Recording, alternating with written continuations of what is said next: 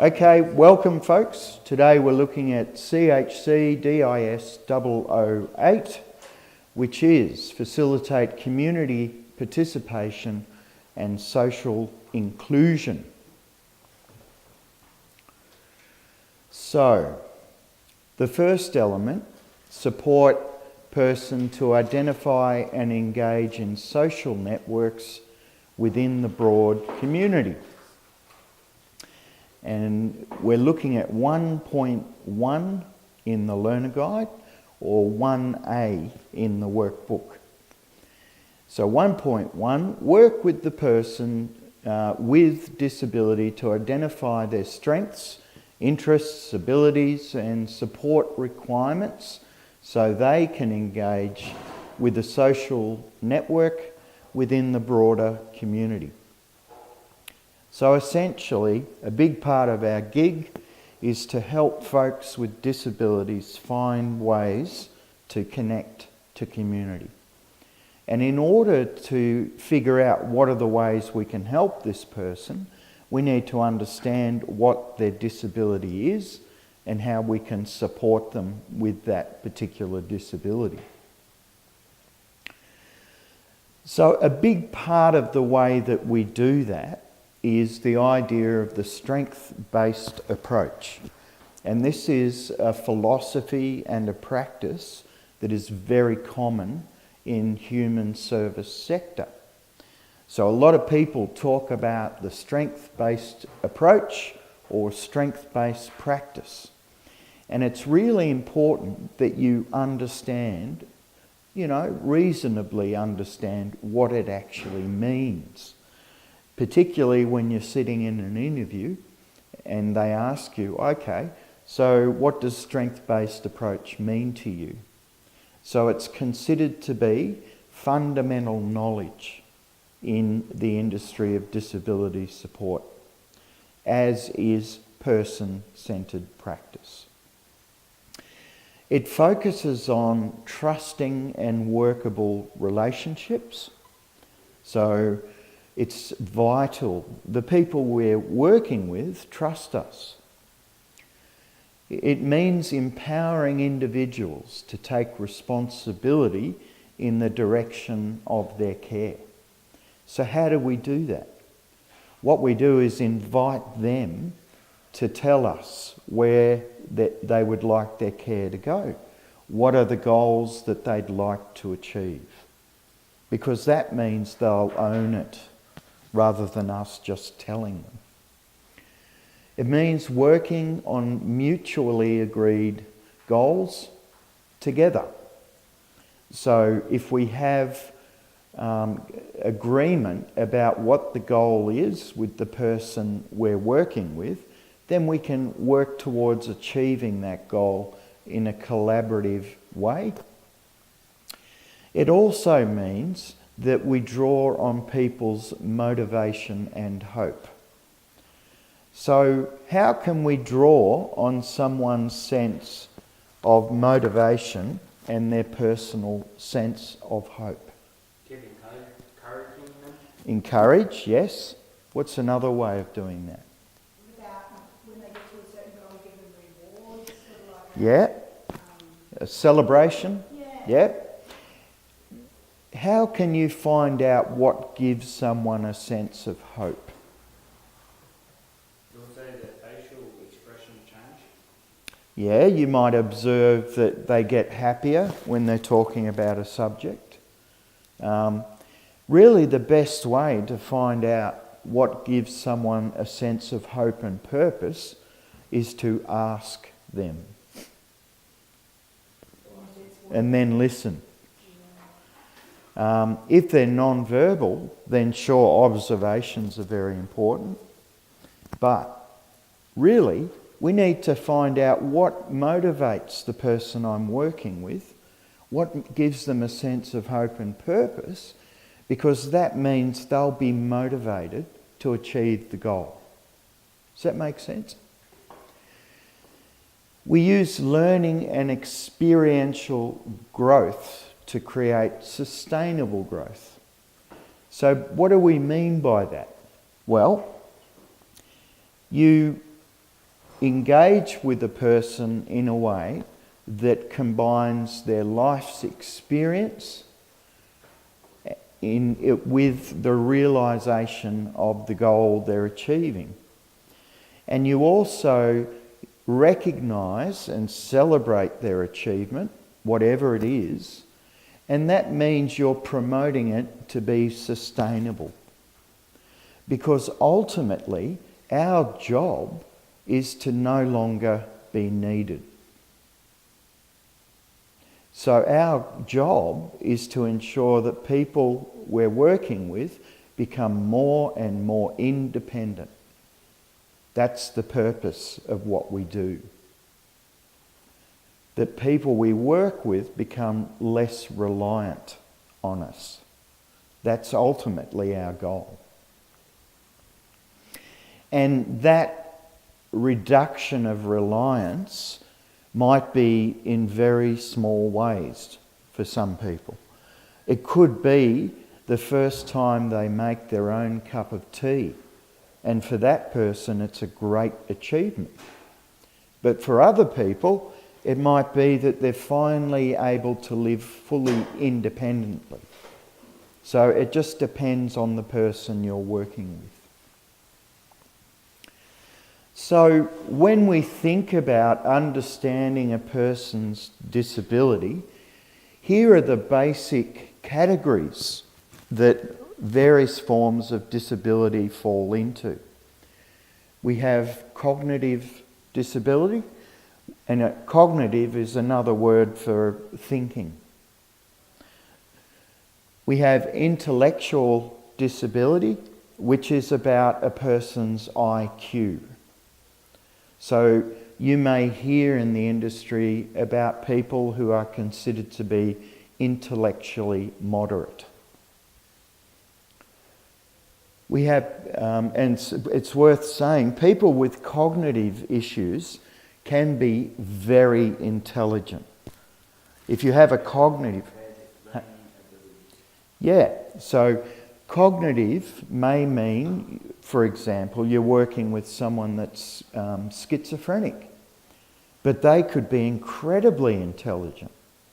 It just means, and schizophrenia basically means fractured mind. So it means they're having trouble, coordinating and having a flow of ideas. Yeah, or the voices they're hearing, because those voices upset their train of thought. But they might have the IQ of Einstein. So having a cognitive impairment doesn't mean that you are stupid in a very broad sense, or intellectually moderate. There are obviously physical disabilities, psychiatric disabilities. So that refers... Psychiatric is a diagnosable mental illness. And there are sensory disabilities. So that could mean vision impaired, hearing impaired. Now the big take-home message here, folks, is that very often people will have a number of these at once. And you'll see that in the industry, that people may have a psychiatric disability along with an intellectual disability.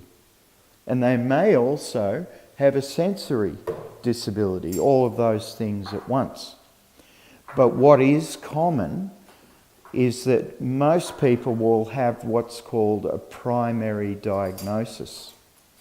And the primary diagnosis, which is made by a qualified specialist, basically says, well, their primary disability relates to a physical, quadriplegic, paraplegic, or a sensory, which is, perhaps they're deaf and blind, they're mute. But they may also have a cognitive issue.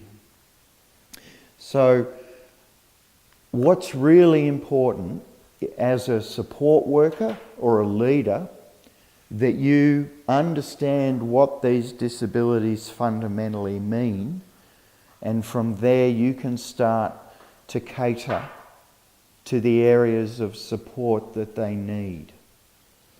And certainly with experience working with people with disabilities, you learn very quickly about these disabilities. Is that right, Ellie?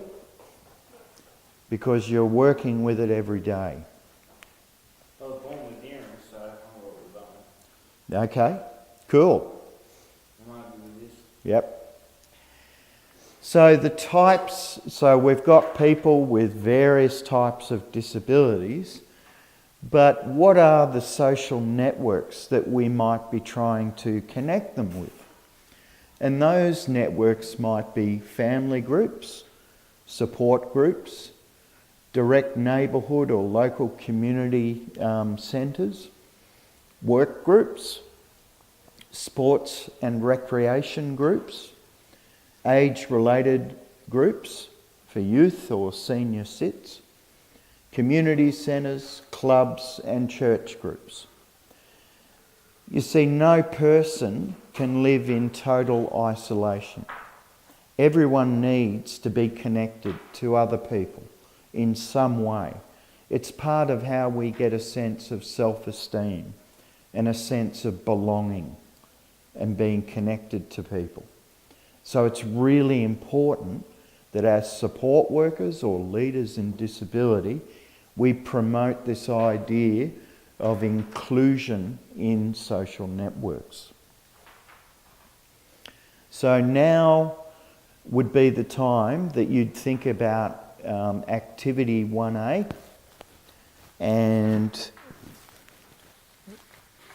the question is, how should you obtain and document the support requirements of a person under your care? Yep, you've got the right spot there. Yeah. Okay, so that's on the first area under 1.1 in the learner guide. Second question, provide details of 5 different support requirements specific to a person under your care. Treatment and medication that should be provided. Yep. Carers and family members who will take responsibility for support, exercise plans. Yep. Yeah, Etc. So is that just under... yeah, it's on the same page. Okay. So that's under... It's under the types of support information they require. Yep. Include. Yep. And the other one is support requirements. Excellent. So every person... See, I always jump at guns, hang on. Yeah. Sorry, So I'm gonna not do that. So everyone has biology, psychology,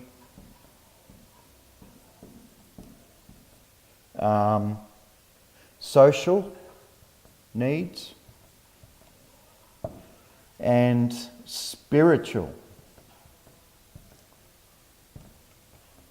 Now, with spiritual, I'm not talking about religion, I'm talking about hope and purpose.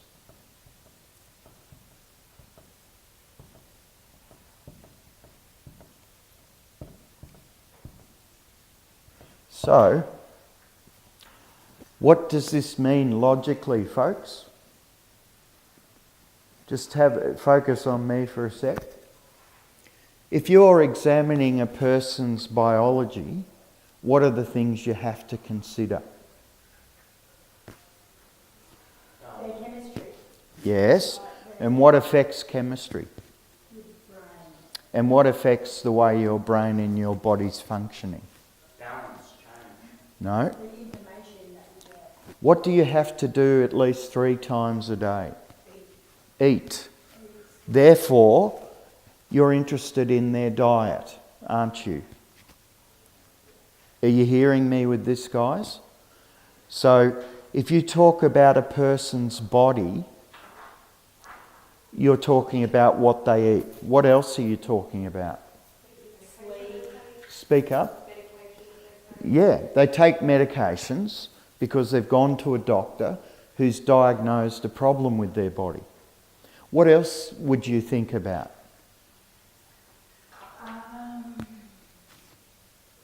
Diet, medication, sleep. Yes. What they drink. Yes. Their behaviours. Yeah. What you'd think about exercise? Oh, yeah. So think about what you have to be aware of with your own body, yeah? And that's what you have to learn about the person you're working with, don't you? If you're going to understand them. If we're talking about social, what are we thinking about? Family. Yep. Yep. Relatives, Yep. social, like, shop, what do they call it? The workshops. Well, and Independence. Like, social networks. Are they connected to people? Yeah? If we're thinking about psychological, what are we looking? What are we observing? Yes? And at a more at a more fundamental level, what are we thinking about? are they happy or not? Correct. Are they happy? Are they sad? Are they agitated? Are they confused? And also, is there a record of any mental health diagnosis? Now, when we're looking at spiritual or hope and purpose, what are we looking at? What are we thinking about? Their goals. Yeah. And, Are they being met? and, And is it being followed through and achieved? and what motivates them? Oh, yeah. What excites them? Because that's how you connect with a person's drive, isn't it? Yes. If somebody tells you to do something you don't like doing, are you going to do it? So we're no different to the people we're working with. We need to understand what excites them, what will help them get out of bed in the morning. What is something in their life that they look forward to? Is this making sense? Yes. So that's what you need to talk about, those things. So we'll just write down like bio. No. What I've given you is a framework to think about it. So what's involved with the body? Medications, diet, exercise, what they eat, what they drink. Is this what the second question you're talking about? Yes. Reference the contact details. So, are we clear with question 1A? Are we good with that? Beauty. We're going to move on, and we're moving to activity 1B in the workbook. Sorry? You need to remember you can refer back to the learner guide. Yeah. And in the learner guide, this is 1.2. We're still on the first unit, and we're saying we need to research, identify and network with relevant services to explore community inclusion opportunities for the client. So, here are the types of services as a support worker that you may need to research and find out about on behalf of your client. And they include accommodation support, because very often part of the work is supporting people to live independently, or as independently as they possibly can. The other is community access support. So, maybe, the problem and the reason that people cannot access the community is that there isn't any available transport, or perhaps there's no wheelchair ramp at the club where they want to go. So we need to find out ways we can get support for people to actually access the community. Isn't there a special ramp that's made that can take a ramp? Yes, there is. I was thinking if all it would be like cheap, we'll take a car ramp. Well, I guess what I'm saying here is that whatever the issue is, part of your job will be to research and figure out a way to solve the problem. We might need to find resource for goods and equipment. We might help to support our client seeing the doctor or going to the hospital or seeing a specialist.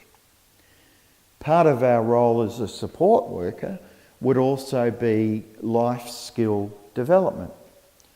And whatever that specifically is, it may be as simple as teaching someone how to fill the jug, switch it on, boil the water, get a tea bag, put it in the cup, make their own cup of tea. Or it could be teaching someone you're working with how to go to the bank, make a deposit, make a withdrawal, and keep a track of their money. It just depends on the person. It could be mental health support. So how can we support someone's mental health?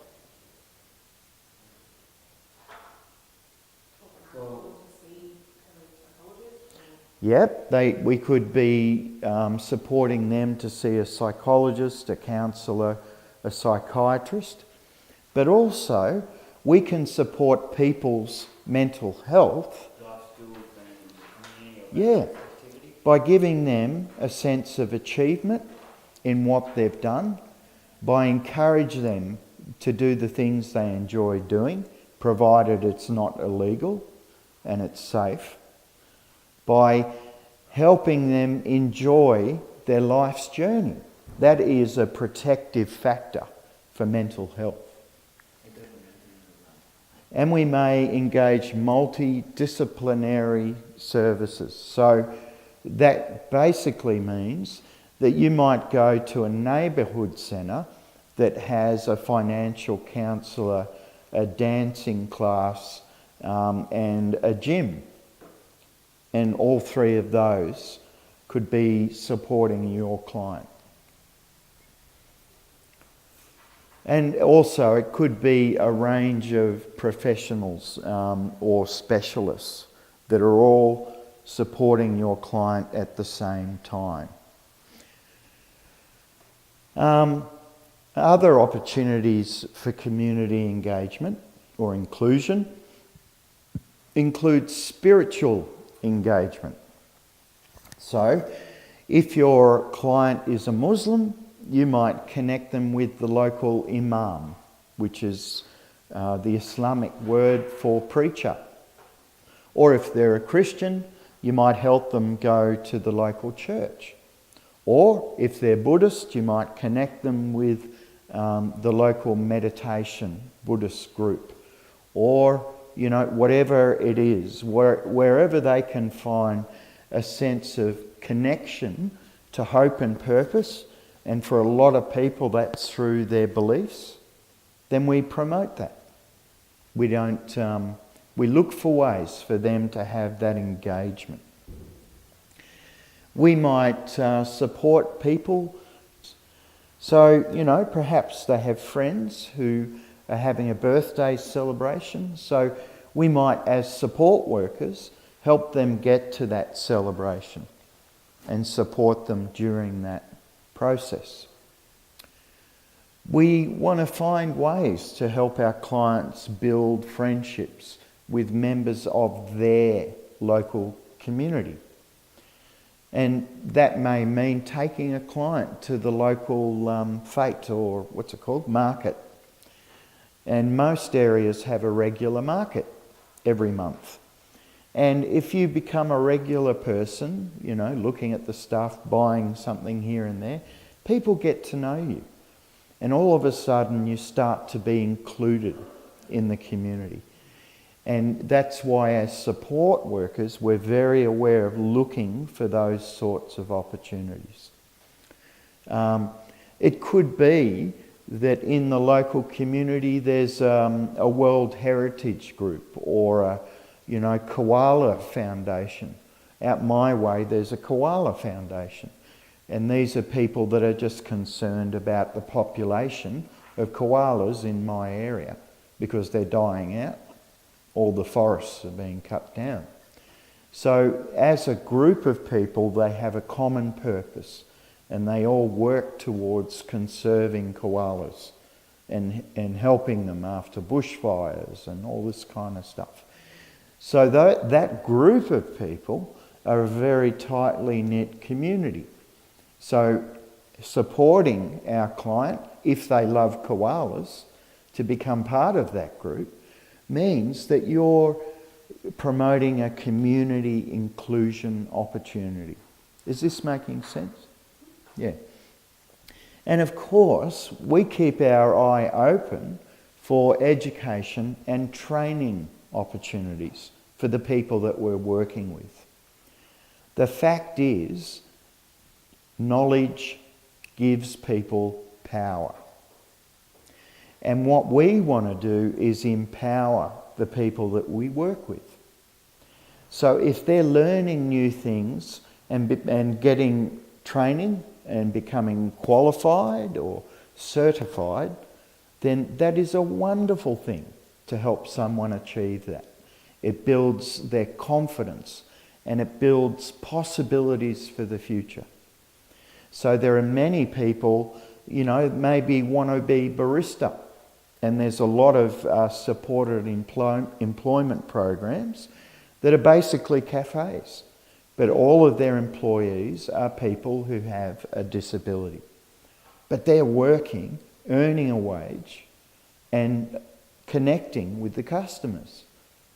And having those conversations as a waiter or a waitress. So it's wonderful. So these are the things. As support workers, you're constantly looking for those opportunities. And that means you're doing an excellent job. Activity 1B.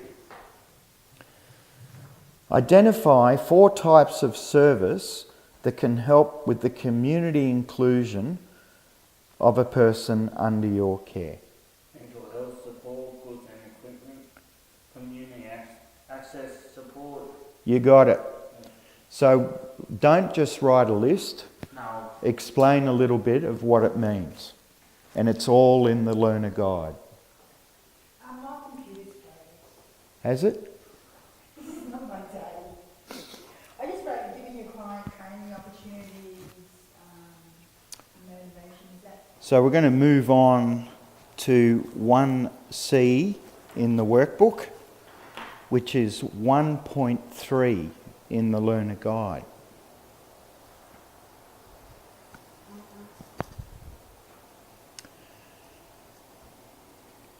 So, we're still on the first element, but we're looking at the need to match relevant services and networks to the needs of the person, taking into account their cultural and individual differences.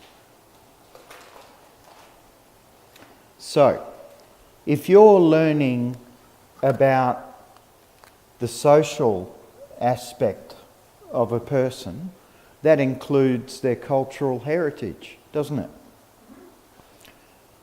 The way they've been brought up, their family values, all of the things that make us what we are as individuals are affected by this entire quadrant.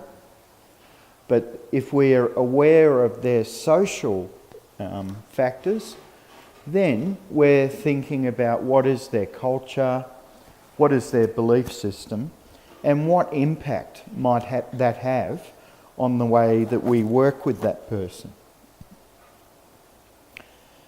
So you may identify, working with the person, as we've discussed, the need for access to the local community, mobility and assistance in the home, personal care. So what do we mean by personal care? Sort of showering, toileting. Yep. So that's very, very personal care, isn't it? If you're helping someone to bathe, toilet. You know, with helping people, I've always thought if I was a male to help a female, wouldn't there have to be something in place like it's like similar to cops. Females can't, male coppers can't search a female, so... It's up to the client. Yeah. Some of them will say they only want females doing their personal care. Yeah. Others don't care. So it depends on the client. Yep. But can you get something put in place if they said it was okay? Like just to cover yourself? If there's any risk to either you, the staff member, or the client, then it'd be prevented. We might need to support people with their financial situation. And I don't mean give them money, I mean help them to manage the money they have. We might need to find information on behalf of our client. We might need to advocate for our client. Do we know what advocacy means? Like, but say if they're having an issue with a worker, you can help them find the right place to make a complaint. Yes, that's a really good example. So to be an advocate is to stand up for or support someone to be heard. Would it be a good idea to get a microphone or something? Big. No, we're not talking microphones. We're talking about people. Can be heard. No, that's a literal interpretation. What we're talking about is people who are powerless finding ways to help them have more power. We might need to connect the people we're working with to counsellors and, of course, healthcare. These are all things, needs that we identify and need to support people with. So, in terms of culturally appropriate care, we need to think about things like using interpretation services for matters of informed consent. So what relates to informed consent? It's sort of like, it could be, what relates to it, maybe like Medications, agreeing to a treatment by a doctor, so on and so forth. So this is particularly important if the person you're working with, their mother language is not English. So you might locate an interpreter. Establishing openness with which the person and family wish to discuss their beliefs. So you might, walk into be supporting someone who's Indigenous. And you need to figure out how comfortable are these people talking about their beliefs. And you need to respect that. You know how some people say, oh, you never talk about politics and religion. You've heard that? So why do people say that? And it makes them feel uncomfortable. We're up to 1C. Correct. We're doing 1C. So why do those sorts of discussions make people feel uncomfortable? Because it can be, they can feel like their beliefs Yeah. And also, defend that. yeah. And people believe things passionately. It engages emotions, powerful emotions. So, now other people, I grew up in a home where nothing was a problem like that. That, you know, we had many discussions about religion and politics, and we didn't worry about that. But some people do. So as support workers, we need to respect that. Identifying, supporting cultural, linguistic and spiritual needs of care recipients and their families. So earlier I mentioned a Muslim family. So obviously helping them to connect to the local Muslim community would be a good thing. And also if you're working with devout Muslims, they may need to pray a number of times each day. So we need to be aware of that and cater for that. Like this. However they do it. We need to understand that people have different definitions of quality of life. So what I think a good quality of life is can be very different to what you or you or you or you think. And we need to learn what our clients think good quality of life means. We can't impose our views. This is part of being a good support worker.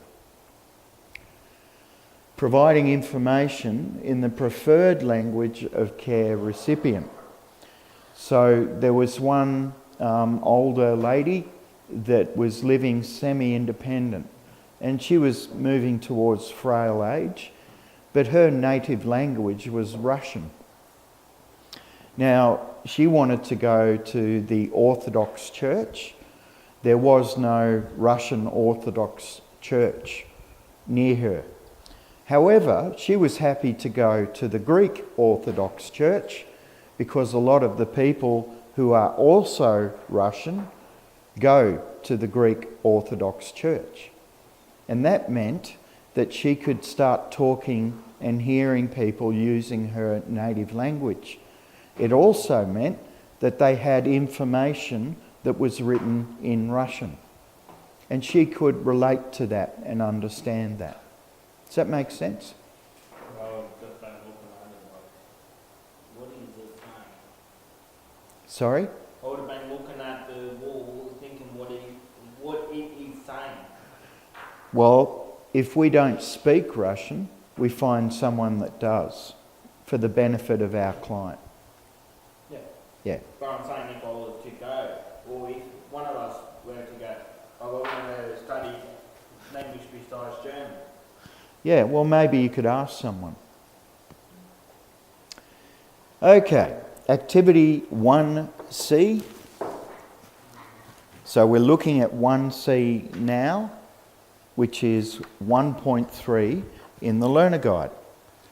And what it's asking you to do is create a map of your local community, highlighting the groups and services which can best cater to the needs of individuals under your care. Are we just going to write that, or are we going to make a map?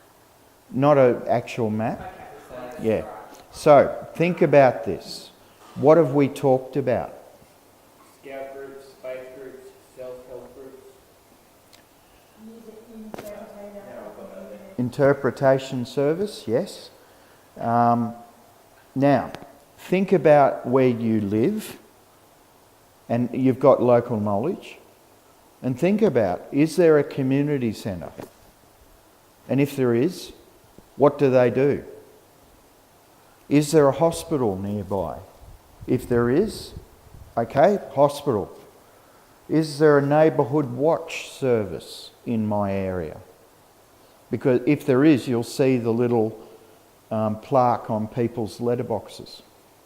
Neighbourhood watch. Is there resident associations? Where would you find out if there are resident associations? You just Google your local council and they've got a list of community services. Yeah?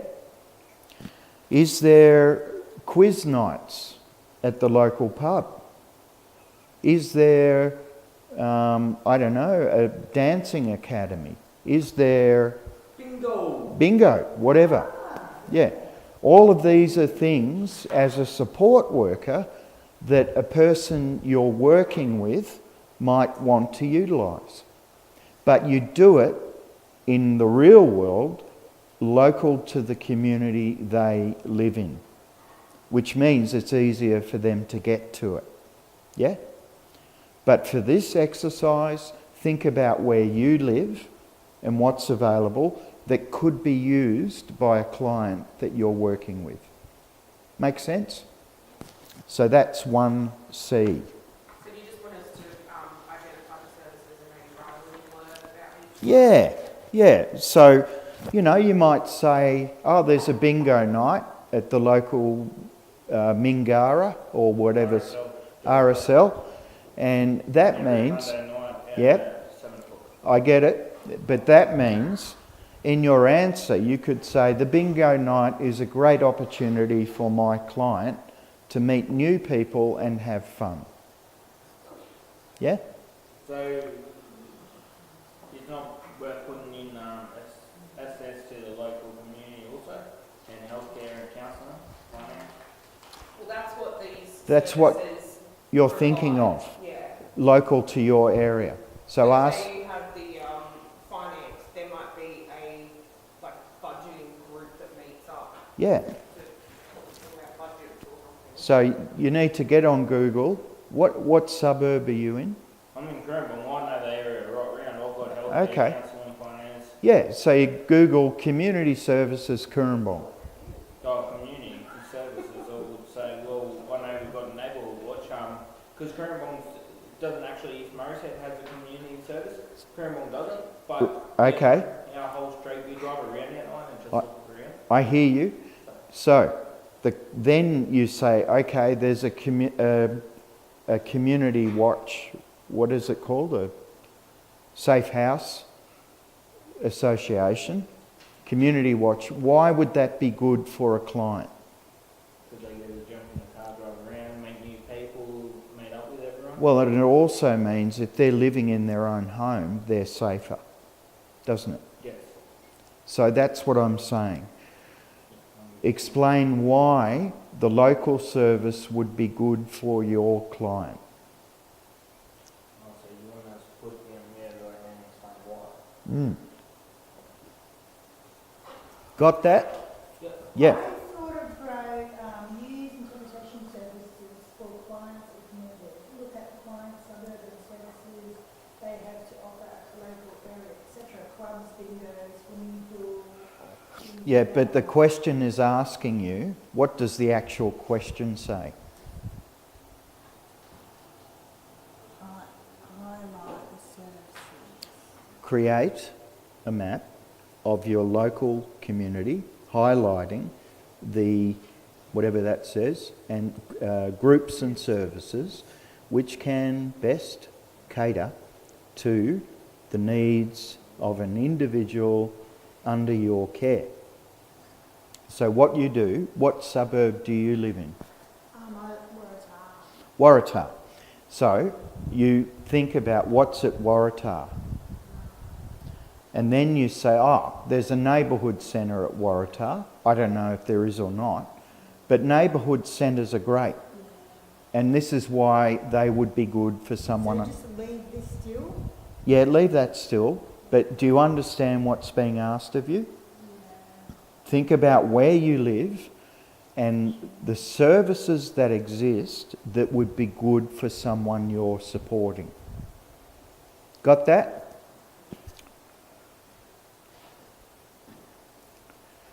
And if you need reminding why, look at the learner guide. It's all in there. It's really important, folks, to read the question carefully. Because if you understand the question, you'll know what the answer needs to be. Right, so we're now up to 1.4 in the learner guide, which is 1D in the workbook. Work with the person to actively engage in a social network and identify any supports they may need. So, we're working with our customer, client, and we're helping them to engage in a social network and identify supports they may need in order to do that. Social engagement. If you are to give the person the best chance of fulfillment, then it will be necessary to identify social networks they can be engaged in. Why are social networks good for someone to feel fulfilled?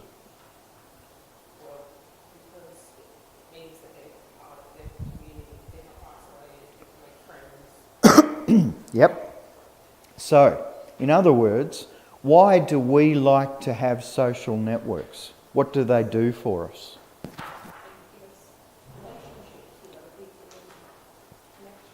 And why are relationships good? Yeah. And what does being a social creature mean?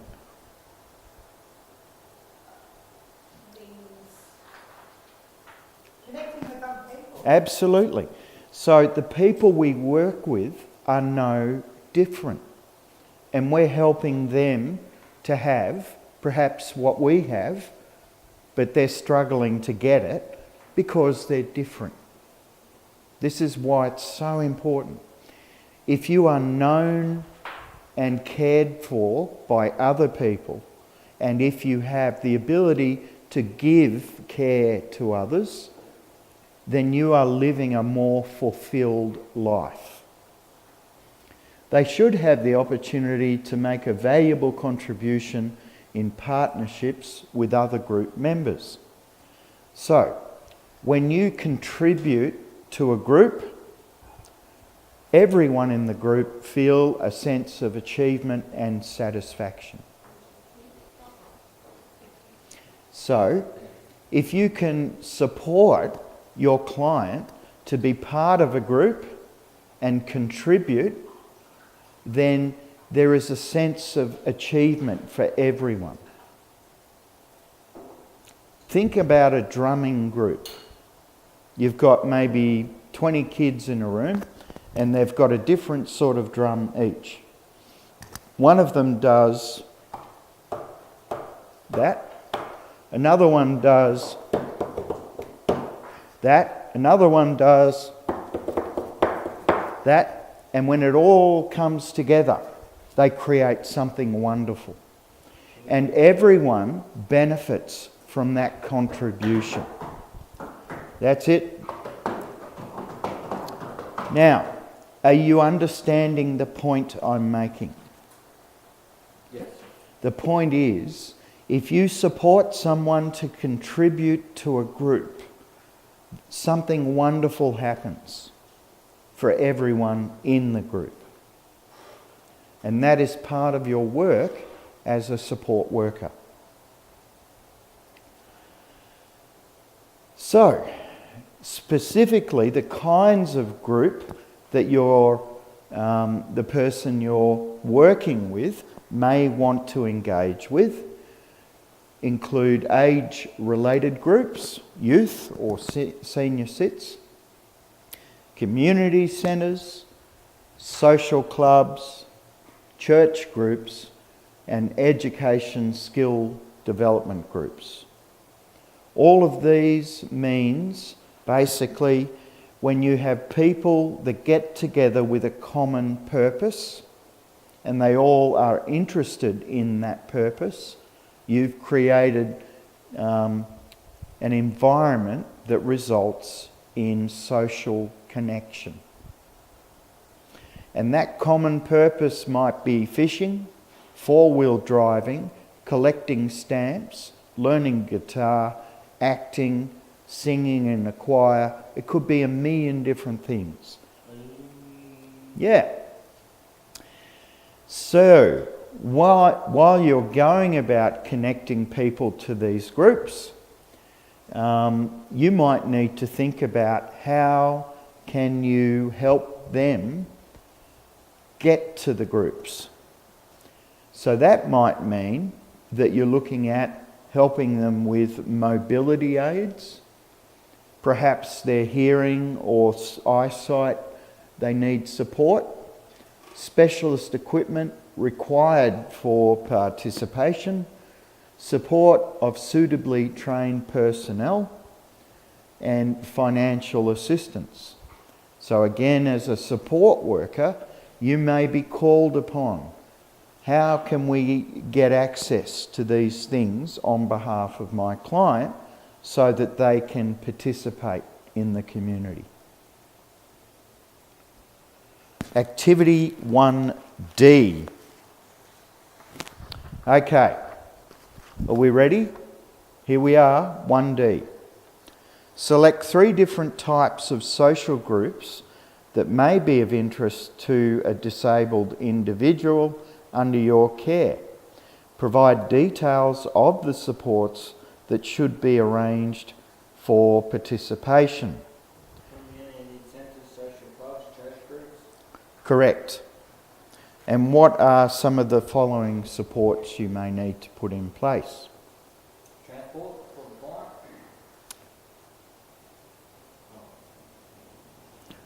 Have you got that? Have you got that, Lena?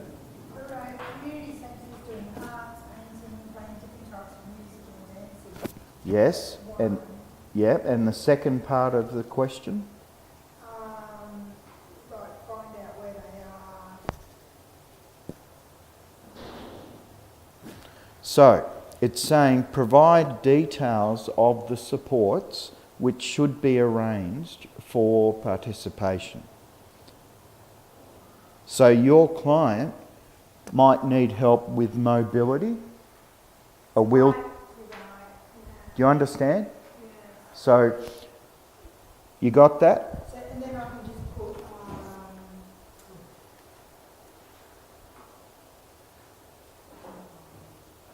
if they have the right mobility and right No. arm loss. No. Okay. So the first bit's good. So imagine you've got a client that wants to go to an age-related group, but they've got Make up someone. no. Just imagine that you're working with someone that wants to go to an age-related group. Yeah. So that means they're old. Yeah? Yeah. So what sort of things may old people need to be able to get to the group? They might need like a bus, transport. A walking stick, Oh, right, that makes a sense. wheelchair, Oh, right, a walker, yeah. do you see? Yeah, And they're mobility aids. right, so I just write down mobility aids. There they are. And it's also in the learner guide under 1.4. Yeah, but after I wrote that, I don't know what to, then I just put down, client may also need mobility. No, I don't know. So, I'm just stuck what I've got, what to put yeah, down. so I get it, but they're the groups and they're the Then you just- mobility aids. right, Okay? yeah. So what you need to do is focus on matching the question to the learner guide, Yeah. because 99.9% of everything you need is in here. Yeah. Okay? So, what I suggest you do is write a note, so when you finish this later, you can say, okay, I need to look at page 22 and 23 in the learner guide for that question. Yeah. I know, right. Okay?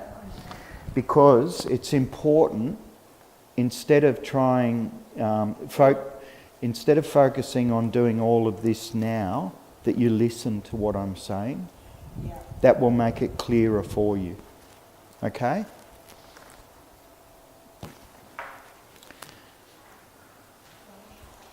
And then you just sort of put the three groups, and then you just put the aids, what they use. Yeah. So earlier on we talked about the different sorts of disabilities. So if you think about the different sorts of disabilities, then that means you can logically deduce. Right. So then I just write, okay, visual and hearing, and then just put like someone with their signs. Yeah, maybe Braille Yeah. on the elevator button, Right. so they know where to hit the elevator button so they can get to the meeting. You see what I mean? Yes. Yep. Okay, so that was activity 1D. So now we're moving to activity 1E, which is 1.5 in the learner guide. So we work with the person to identify possible barriers to participation and inclusion and develop strategies to overcome them. So as a support worker, you are a problem solver. You identify challenges or problems, and then with your client, figure out ways to solve them. And so obviously that presents a great barrier to taking the client on an outing.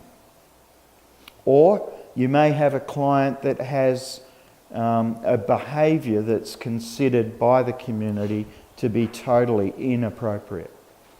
And that could be a client that likes to go into shops, pick things up and put in her bag and just take them. Some people do that. So if we're facing barriers like that, we need to figure out, okay, how can we manage that? There may be another client that engages in a self-soothing behaviour, and that can be something like chronic masturbation. So you could be in the middle of a shopping centre, seriously, but you've got to learn how to manage that. So that, because that is a barrier that is preventing your client being connected to the community. So, but there are ways to manage it. Using experts and other advice from other people, it can be managed. Transport is a barrier. In the world of the NDIS, there is no money to pay for people's transport. So that means that any travel that your client needs to do must be quite limited if they haven't got the money to pay for it. So that means you need to connect your client to as much as you can in the local community where they live. Accessibility, that's a barrier, because maybe you're working with someone who's visually impaired and they don't have any braille on the elevator, so they can't figure out which button to push to get where they've got to go. Or it could be there's no ramp at the local club, so that means your client who's in a wheelchair can't get into the club. So that is a barrier as well, accessibility. And of course, finance. As I've said, money is tight and often is for the families and people with disabilities. So often a huge challenge is having enough money to be able to do what they want to do. And this is another thing as a support worker we might work on to help them manage. Okay, so we're up to activity 1E, and it's saying, consider the examples of social groups that you identified in activity 4D. Specify 4 potential barriers to participation and the strategies which could be used to overcome them. Skills, communication, behaviour, transport. Yeah, but you need to do more than just list it. I know that. Yeah. I'm just saying. Yeah. Oh, sorry, 4D? Unless you want also. Sorry, Yeah, I can't find, 1D. I'm assuming also. 1D. Refer to 1D. You've made a list. So you just put like financial assistance to take the client to community-free workshops. Excellent. Or to get them there, to transport them there. Yeah, excellent. So you need 3 more. So make a note of where that is in the learner guide.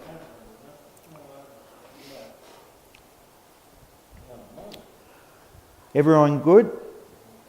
We got that?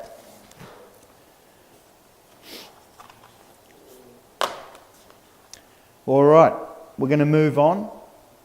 We're moving to activity 1F, which is 1.6 in the learner guide.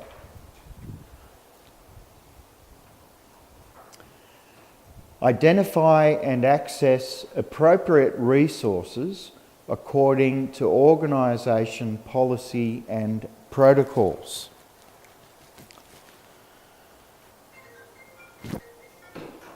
So, most organisations will have policies they do have policies and protocols that tell you these are the resources that you can access.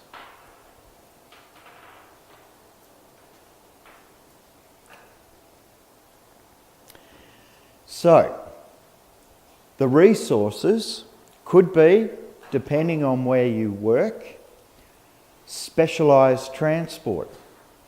So a lot of larger organisations have specialised vehicles that have wheelchair lifters and may take up to about a dozen or 6 people and their wheelchairs.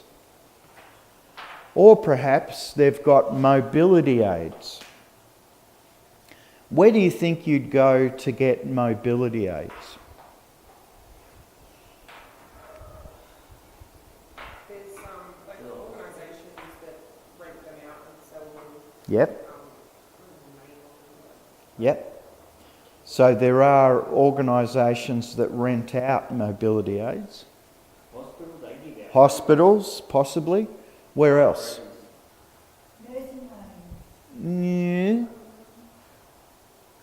Does anyone go to chemist? Top shops. Does anyone? No. They are the chemists. Pharmacists sell mobility aids. We never use second hand. Oh, because I've seen some stuff at the op shop, like, the walkers and Can't do it because, mobility. yeah, if something goes wrong, So they can get sued for selling. or we can for providing it. Has to have a warranty and be approved. About the people selling it on Buy Swap Sell, you can't either. Well, then it's called caveat emptor, which is let the buyer beware. Communication devices. What are some communication devices? Yes, what else? Facebook. Yes. iPad. Device, not application. Yeah. Support staff. So, the Disability Act of 2006 highlights the following requirements. That we have to advance the inclusion and participation in the community of people with a disability. It's written into the law. Facilitate planning, funding, provision, service programs and initiatives for people with a disability. Again, that's written into the law. Promote and protect the rights of people accessing disability services and ensure the efficient and effective use of public funds in providing disability services. So we're talking about suppliers of stuff that we need to get so our clients are able to participate in the community. But it also is saying that we have to be responsible about how we use public money. Activity 1F. Provide details of the policies, protocols that your organisation has. 1F. We're doing 1F.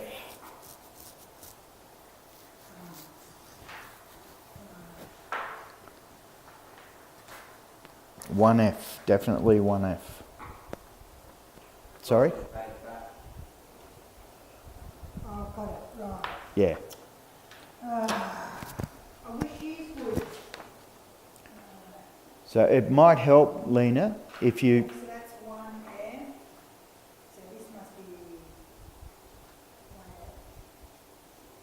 if you focus on what I'm saying Yeah. rather than going ahead. So try to stay in the moment and... I've lost what page it is now. Oh, here it is, here, absolutely, right. Yeah, Okay.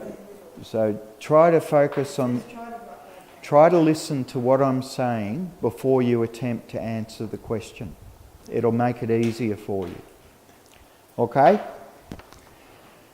So, we're looking at activity 1F, which is 1.6 in the Learner Guide.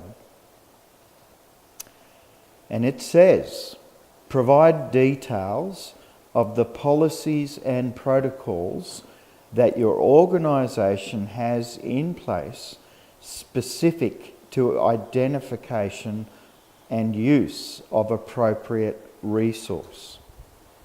I'll put the dot points you've recently read out, and I've also put special transport, mobility aids and communication devices and support staff, but we've also paragraph I want to talk about. Yeah, well, there's another thing you've missed. So what I was trying to say... What about, is it access information and community in the appropriate communication culturally? No. So, Lena, what we're talking about are these things. Have a look here. Are you with me? Yes. That you will need to arrange for the people you're working with. Are you with me, Lena? Yes. It might help if you just focus on what I'm saying. Just focus on what I'm saying. They need all of those things. Right, but then I talked about the law. Yes. And the law says, among other things, that when we buy... So, companies do that too. And they keep a register. And they say, all right, staff, if ever you need to get specialist transport, mobility aids, communication devices, or support stuff, this is where we are telling you you have to go to do that. And that is called a register or a community care index or a list of creditors. And that says this is the company that provides us with these things. And that is the policy and procedure. Yeah. Well, was it a community care list or something? Well, or you could call it a list of creditors. That is, people that you pay money to get things. And they are recommended. Is this making sense? Yes. Do you have something like that at work, Ellie? Yeah, so one example would be like whenever the clients buy new items for themselves, our procedure and the policy says that we have to get 3 separate quotes to make sure they're getting the best price. And then, ultimately they choose Yeah. item, but we're Yeah. supposed to help them get the best value for Yeah. money. Same goes if we're buying things for the house. Yep. With like support workers as well. Yep. We have, the agencies are listed by how cheap Yeah. their rates are. Yep. So you have to start with the cheapest and then go through. Progress up. Yeah. Okay, so this is what we're talking about. Ellie has this at work. She goes to the company, says you must use these people for this thing. And that is fundamentally, some people might call it a community care index or whatever. So is this making sense? So the question is saying, all right, if you need to get this stuff, what is the policy and procedure you use to get it? And it is a list of creditors. I wrote community care list of creditors to get the best and the best for the client's money that follow your workplace policies and procedures. Well, Up here never really gets. yeah, well, we're here to learn, aren't we? We are here to learn. So, that was 1F. We're going to move to 1G.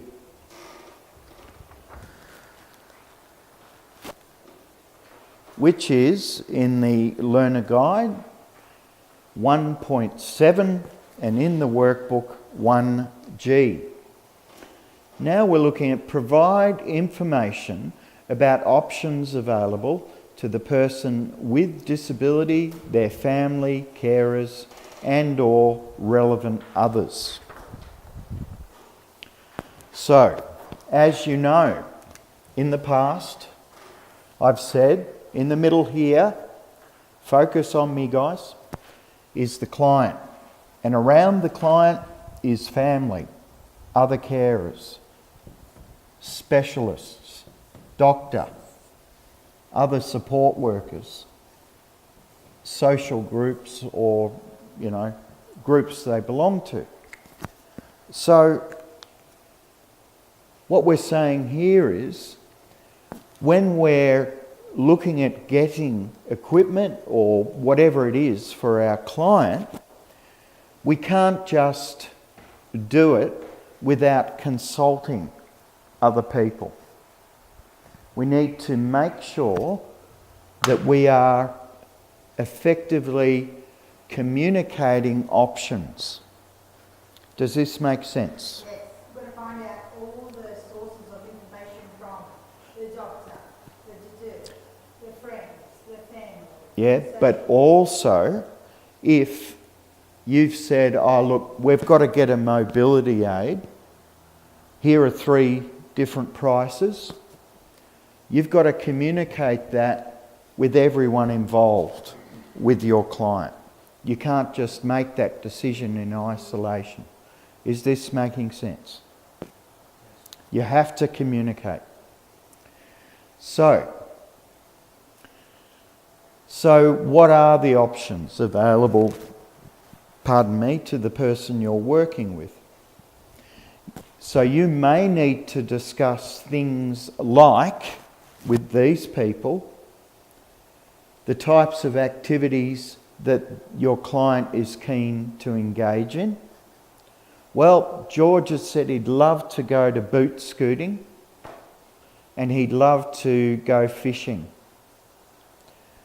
So that's great, but we need to now talk to the family and other people that work with George. See, we've got the funding. Yeah, but we have to communicate that because everyone is working with George, so everyone needs to know that that's what he wants to do. Is this making sense? Not really, because you said give them their independence. So if they want to do boot scooting or fishing, what do they, or like you yourself, need to let everyone know? Because it's your job. Alright, yes, I can understand that. But if they want to do it that day and like you were there yesterday, you didn't want to do it. No, you need to communicate. You don't have an option. You have to. Now, George may have made that decision himself, so it's still his decision. but we have to communicate.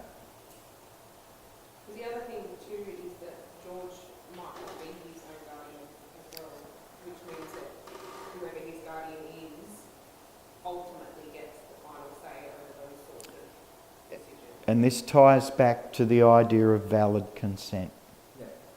Right, I had my client before, Mm. and we would talk about what we're going to do at the end of the shift for the next week. Mm. But then come next week, she would change. And then she'd be like, I don't know. Well, that's human. And then she'd go, oh, well, what do you want to do? And I'd say, no, this is your day today. Absolutely. It's all about you today. Yeah. We can go Yeah. practically anywhere. Yeah. But we've got so many hours to do this in. Yes. And yeah. Yeah. That's good. And she'd be like, oh, I don't know what to do. So I give her all these options. By the time we do all that, then half the day's already over. Yeah. So while we're driving out to wherever we're going, we will talk about the next week. So hopefully I'll organise for the next week. Yeah. She used to do me heavy. Yeah. Never mind. She was funny. Yeah. She Now, was very funny. yeah. So the other thing that we'll need to communicate with everyone about is suitable accommodation. And so maybe the person you're working with is ageing and they can't go up the stairs anymore, or you're noticing that they're really struggling to get up the stairs. So of course you're going to have to talk to everyone involved, because okay, why are they struggling to get up the stairs? Well, doctor said we've got arthritis developing. You can't diagnose that. The doctor can. But you need to communicate with the doctor. Well, you know, Fred, my client, has started to say how hard it is for him to get up the stairs. Okay, Fred's wondering if he needs to move. So, of course, you'd have to talk to Fred's family, his doctor. So that's about your client directly connected with the people around him. And you may need to support the person you're working with to do that. So, for example, you might put a calendar up in the kitchen, and every Wednesday at 4 o'clock, Fred is reminded, this is the time I call my parents. And then you may need to teach Fred how to use the phone. Yeah? So we're supporting the people we're working with to stay connected directly with their own network. The more that our client directly talks to the people in his life, the better, rather than us having to do it. But that's not always possible. We want to enhance communication, and that's what we've been talking about. So it's important that you provide assistance to the person with the disability, their carers, significant others, in enhancing the methods of communication. This will allow for them to tell you their needs, interests and requirements, meaning you can provide a better quality of service, more tailored to the individual. So we're constantly looking for ways to improve the communication that our client has with everyone around them. And if we do that, we get a better understanding of what our client's needs and interests are, which means the product that we supply to our client gets better and better and better. Activity 1G. And it's asking you, write a paragraph on the rules that should be followed when providing information about the availability of different options to the person with a disability. So I've got, when you're providing the information, you need to consider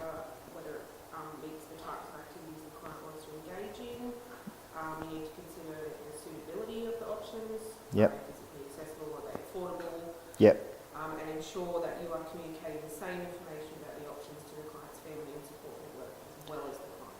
Yep. And the other thing I'd say that you might add to that is you need to think about the way you communicate it. You know, is it understandable? Are we avoiding using patronising or derogatory terms? We don't want to also, we need to be careful not to assume that people don't understand. So we have to be vigilant and be careful not to talk down to people, but to treat them as an equal. Okay. Mine I put to follow your workplace policies and procedures, find out as much information about your clients' likes and dislikes. Information from family, friends, doctors and carers, class workshops to make sure your clients' needs and goals are being met, such as cost, access, and the client's voice being heard. That's good. And did you hear what I just said to Ellie? No. Something about something on this. He was talking about how you need to make sure the way that you communicate is appropriate. So don't be patronising people, don't make assumptions about whether or not they can understand you. So what, just use it inside voice? No. No. Well, for example, No. someone, you know, if we're talking about Fred, you don't have to necessarily talk to him like his baby, but Yeah, I know. And also, we need to communicate in a way that our client will understand. That's what you need to add to that. Voice being heard and the client understands What is... what is being said and Yes. the goals that are going to be met. well, Future, no, the main point here is that you communicate with your client in a way that they will understand.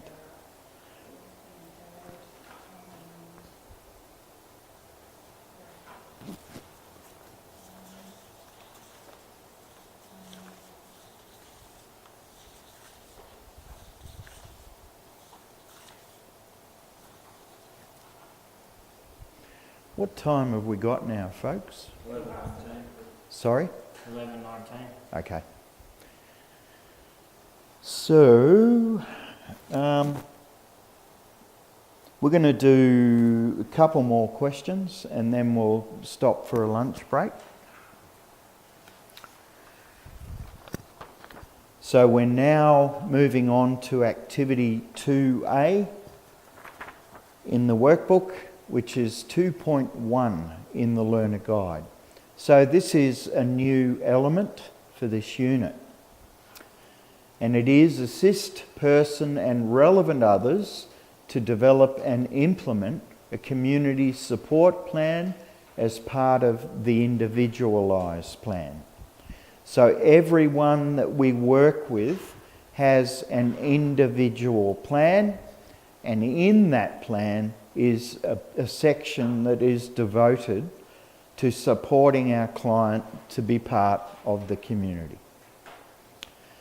Support person to develop an individualised plan to participate in the community, including all necessary supports required for maximum participation.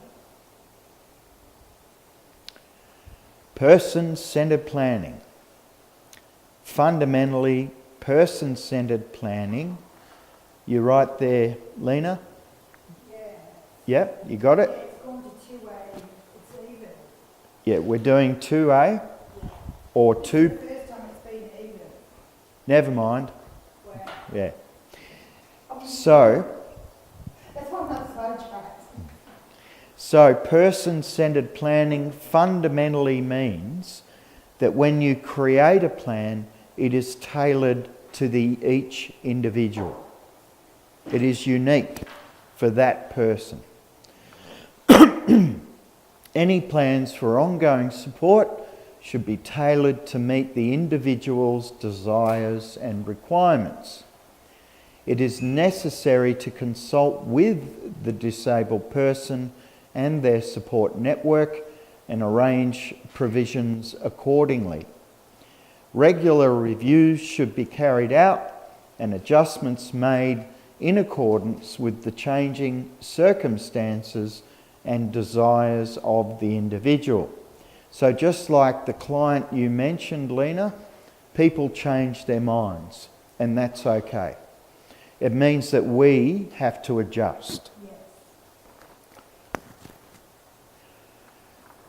You may consider the need for these supports: arrangement of transport mobility aids, support of carers and other specialised personnel, communication devices and aids, modification to places that are regularly accessed, regular consultation to ensure changing needs and preferences of individual are being met.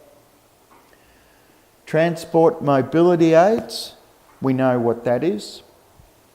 Support of carers and other specialist personnel. Who might that be?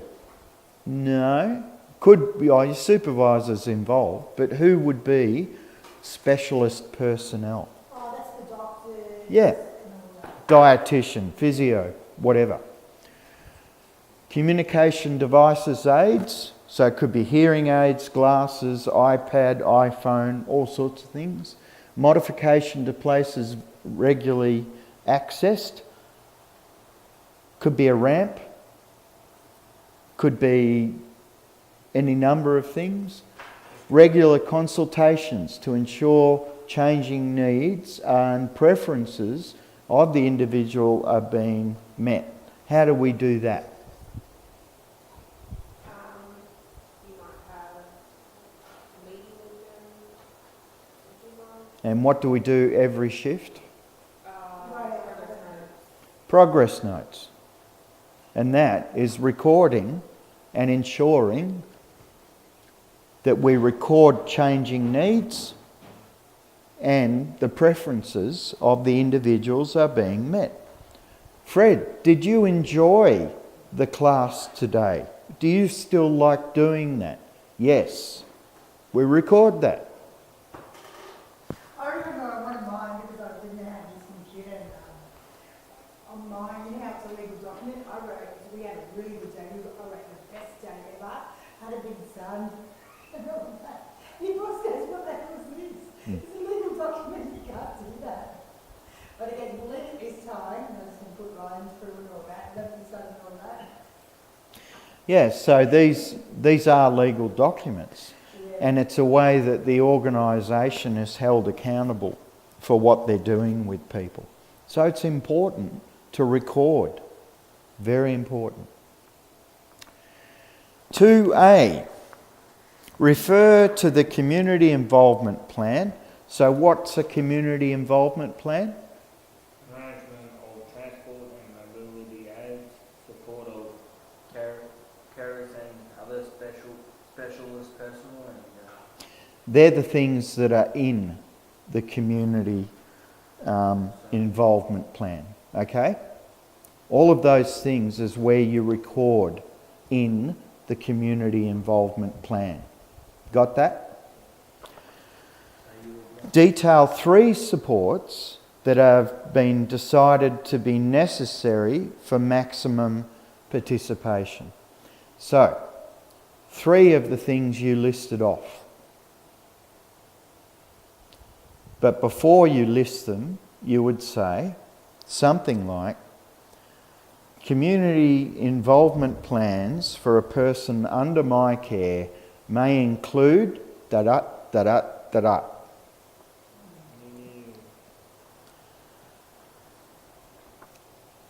Got it? yeah, I'm just Okay. We're going to go on to the next question, which is 2B or 2.2. in the learner guide. So, where assist person to establish their requirements in order to maximise their participation in neighbourhood and local community life. So there's a couple of important ideas that you'll need to focus on as I walk through this question with you.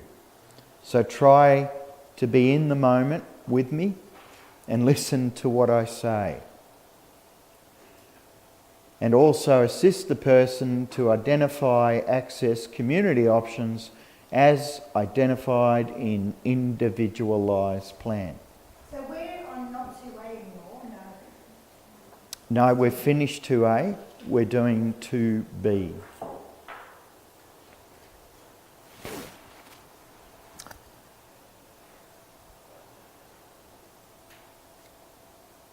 So, what I'm about to describe to you is important. So it's important that you just focus on what I'm saying. Are you with me, Lena? Yes, oh yeah. Good. Now, in the trade, there are two forms of communication talked about. Is that augmentative or alternative? Alternative. No. Do we know what the word augmentative means? Happens Does it naturally. mean No. just to make adjustments to a communication style that already exists? To augment means to add to. To add to. Therefore, facial expressions, if I exaggerate them, I'm doing what? Adding to What I'm communicating. Therefore, it's augmentative. Yeah? Drawing. Or It's I meant the other one. Augmentative. well, it could, I think it's augmentative, or it could be alternative. Writing. Not sure? Some people don't know how to write, so it's augmentative. Using symbols. Alternative. Yeah. Alternative. Sign language. Yeah. And you use gestures. Oh, and gestures. So what does it say in the learner guide? Okay. So what does that tell you? they can be either or. Correct. And they can all be used together. So ACC is an acronym that's used in the industry, and it stands for Augmentative and Alternative Communication. So what's the big point here? If you're talking to someone that's Asperger's or autistic on the spectrum, if you use exaggerated facial expressions, it can help them to understand what you are saying. Does this make sense? Making sense? If you draw a picture of the thing that you're talking about, it can help people understand more of what you're saying.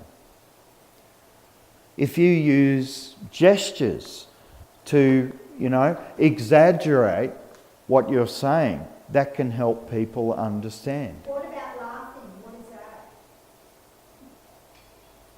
that? Well, I suppose you're showing someone you're happy. But, the big point here is that all of these things combine for you to communicate better with the people you're working with. We got that idea? So, you should be aware that there will be some variation in the requirements of people for participation in the neighbourhood and community participation. It may be necessary to enhance the person's skills and provide physical training so that they are able to take part in an organised activity. There may also be a need for behaviour support and assistance with everyday living activities. So, in the world of practice speak, we talk about, and you'll hear these in the industry, person-centred support, capacity thinking, building alliances within the community, creating understanding, opening choices and opportunities, raising expectation, and nurturing relationships. These are all things as a support worker that you can do to grease the wheels of a person being connected to their community. To be. Question 1. Specify 5 types of augmentative and alternative communication which may enable the disabled individual to establish their requirements for participation in neighbourhood and community life. Question 2. Provide details of 5 methods that may be used for informing the disabled person of their community options. No. What would you do to educate someone about the options they have to be involved in their own community? What about road crossing? No. How would you, say, pretend you've got a friend that's moved into where you live, in the same suburb. What would you do for them to help them learn about the options they've got in their own community? First, I'd take them to the pub. No, this is pretend it's a work context. Are we hearing that? If you had a good friend who moved into your town and they said, what's available? Well, you'd give them information, surely. So why wouldn't you do that for someone you're working with? So give them information. Yeah, but be specific. Brochures, website addresses. Information nights.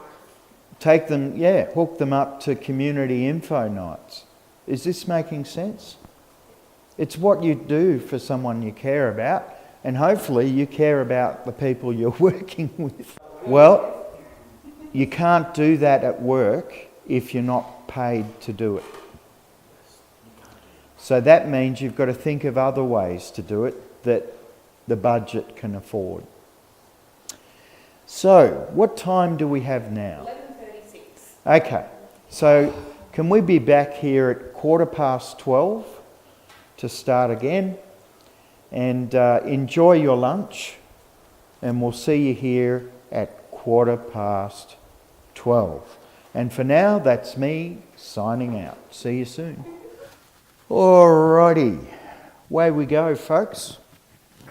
So, we just finished looking at 2B or not to be. There you are. So we're going to move on to 2C. We're looking at 2.4 in the learner guide, but we'll be working on 2C. All right, you ready?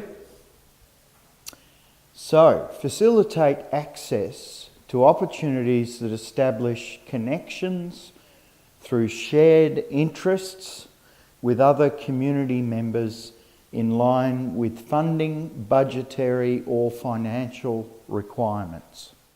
Yeah, there's no point planning to do things with people if there is no money. So you need to be aware of the money that's available and whether it's actually possible to do it. Now, it could be that the person you're working with, as we've said already a number of times, is interested in joining an art group, being part of a charity, going to church, engaging in community support. Maybe they'd like to join an ethnic association, and that's something like, I don't know, the Norwegian Sailors Club, or it could be the Maltese Social Club. I think there's one in Charlestown. Health and fitness, outdoor exploration, exclusive groups for men and women. What's an exclusive group for men? Men's shed. What about women? Yeah? Yeah. And there's business women's networks that are exclusively for women. So your client may be interested in one of those. But you may need to make sure that there's finance available for transportation, membership fees of the groups, purchase of equipment in accordance with individual needs, appropriate modification of community facilities. So that could mean if your client wants to go to an art class, not only do they need to be mobile enough to get there, but they might need to buy brushes, paints, canvases, all sorts of stuff. And also we might need to make sure that the art group has wheelchair access or a lift that will fit a wheelchair. Activity 2C. Detail 5 different types of opportunities that may enable disabled people to establish connections through shared interests and other community members. There you go. 5 of those. Question 2. Why might finance be required for the arrangement of these opportunities? There you go. You got that? How many do you demonstrate through? Arrange transport, membership of clubs and groups, access. The first one is asking for 5, the first question. And the second question, if you come up with 4, that'll be fine. So do we know where that is in the learner guide? Yes, it's on 2.4. Yep. So you're looking at 2.4 on the learner guide to get those answers.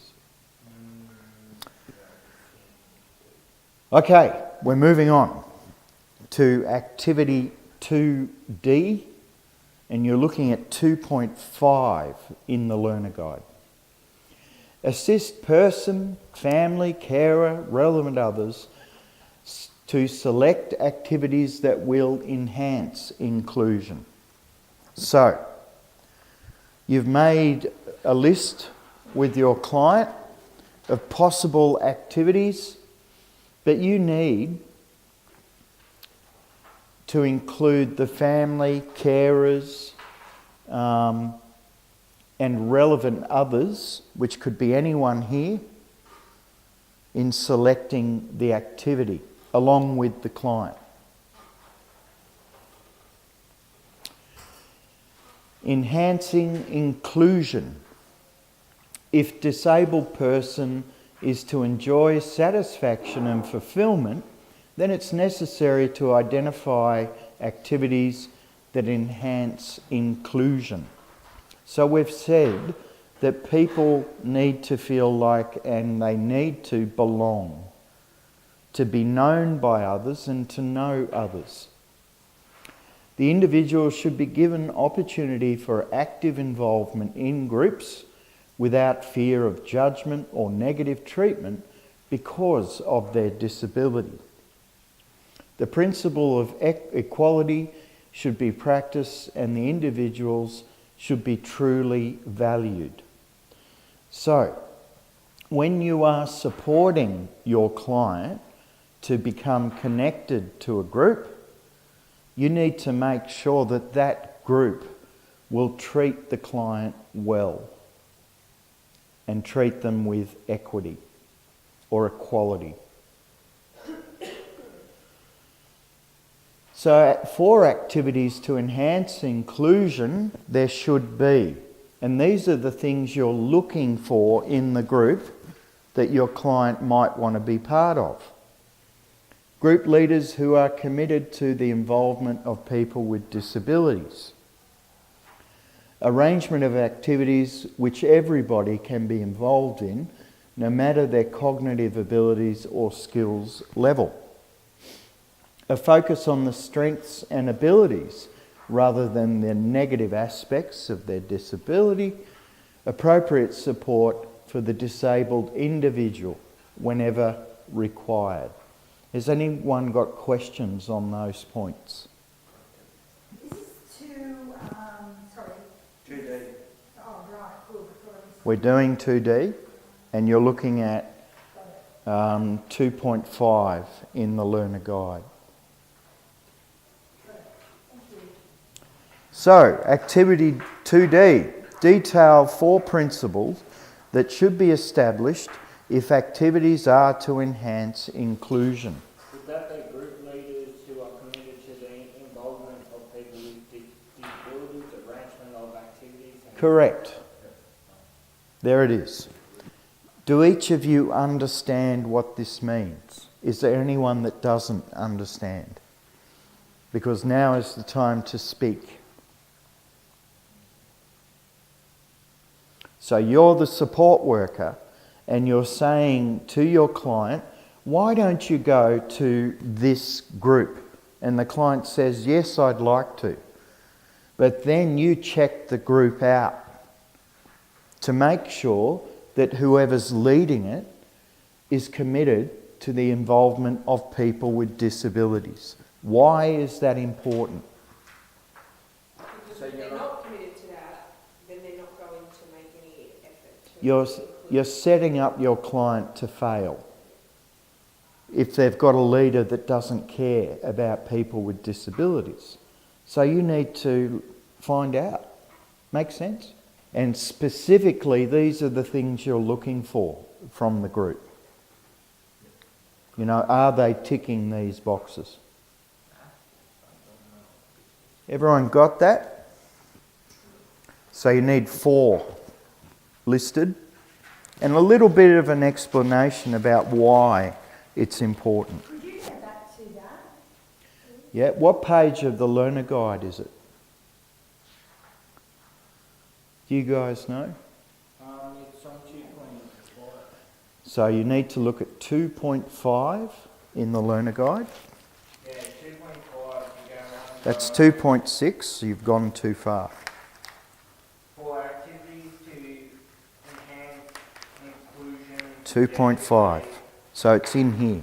It's near the picture of people holding hands. Yeah.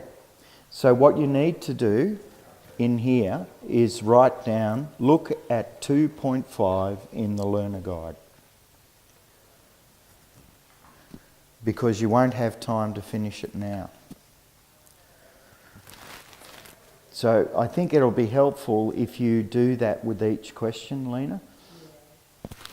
And that way you, that's where I need to look. Yeah. So before you leave, we'll give you a fresh copy of the workbook so that you can, go through it.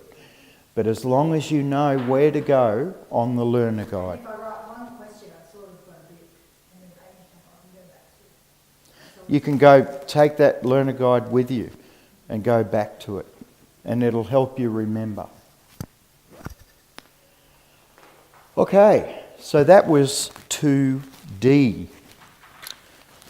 Now we're going to move on to 2E, which is 2.6 in the learner guide. Did you get that, Lena? We're looking at 2E, 2E, which is 2.6. You think I have a disability? An intellectual one. Huh? I do. The- You think I have a disability? No, An I'm just, intellectual one. these are just little things that can help. Yeah, no, it's good. So refer 2.6 Learner Guide, and that'll remind you where to look. Because it's helpful while you're here if you just focus on what I'm saying, and that'll help tie it all together. So, support other workers to implement the individualised plan according to the requirements of the plan. So, Ellie, how many, you're working in a group home, how many different staff might work with the same clients over a week? Probably around between 4 to 6. Okay, so you've got 4 to 6 different workers over 1 week working with a client. Right? That's normal. So my point is this. Why it makes it incredibly important that everyone is communicated with. And so, for example, if Ellie taught Fred how to boil an egg on Monday, the worker on Wednesday, if they don't know that Ellie did that, they're going to do the same work again, aren't they? So that means it's vital for staff to communicate about progress. You're right? Yep. All right, implementing the individualised plan. So every single client has their own individualised plan. So there should be coordination in the implementation of individualised plans so that all the staff members work in combination for the achievement of whatever the objective is. A care coordinator should be assigned responsibility for organising and overseeing the provision of care. So one of Ellie's colleagues or Ellie herself may be called something like a care coordinator. And Ellie keeps an eye on all the notes and all the progress with the client and ensures that everyone is on the same page. It's also important to have systems in place for the sharing of personal information and health records. What sort of systems do you think should be... What sort of records do you think should be in place for the sharing of personal information and health records? So, the Individualised Community Support Plan may include relevant stakeholders.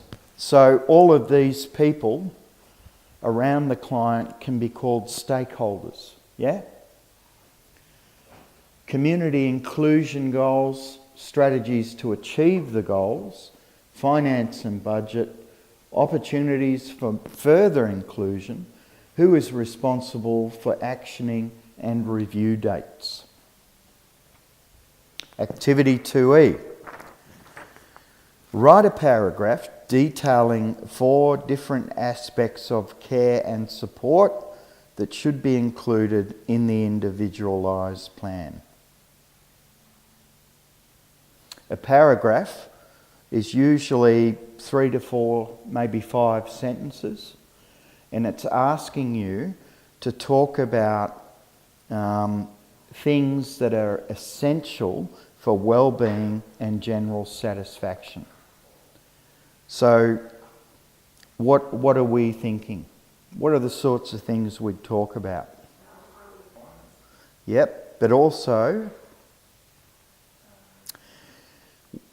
So when you talked about including medications, what would you include about medications? We have to have the types of medication they're on, what they're for, when they take them, how they take them. Yep. Possible side effects? Side effects. Yep. How often they have medication reviews. Great. That's what we're talking about. And if we're talking about a care plan, we're talking about the different types of care that different people provide. So we'd need to record that so that all the staff can go to that and be aware of that. I'll put in there also the documents, community inclusion goal strategy, can't work it, or just taken out. Yeah, no, you can leave those in, but you need to do more than that. Oh, I've done Yeah. them all, I'm just Yeah. saying I'll put them in. Yeah, that's fine having them in. Yeah, well, I have done Yeah, the other stuff, like the paragraph, like it's up, but I was just curious if yeah. with them documents, should I be taking them out or leave No, them? leave them in. Yeah, right. Yeah. And of course, with a care plan, we need to talk about what their actual individual goals are. And that needs to be available to all the staff that are working with the client. So is that logical? Is that making sense? We got that? So where is this in the learner guide? 2.6. But also, specifically, what would those things be about? No. What parts of the client's care plan?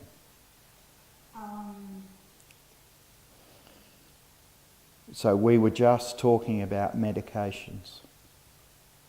So everyone working with the client, that's their day-to-day, daily, what they take, when they take it, how they take it, what are the possible side effects, all of that. What are the other things in the big care plan do you think that all the staff would need to know about? Yes? Is this on mine right then? Or no? Yeah, you are, but what I'm asking you to do is also think about what the actual bits of information would be about. So what is another key part of an individual plan? Ellie? Not Ellie, Lena. What's the key parts of an individual plan? Why do we have it? We have it so we can refer back to and we can review it to see if it's going to its work. And what ultimately is the purpose of the care plan? And that is a goal.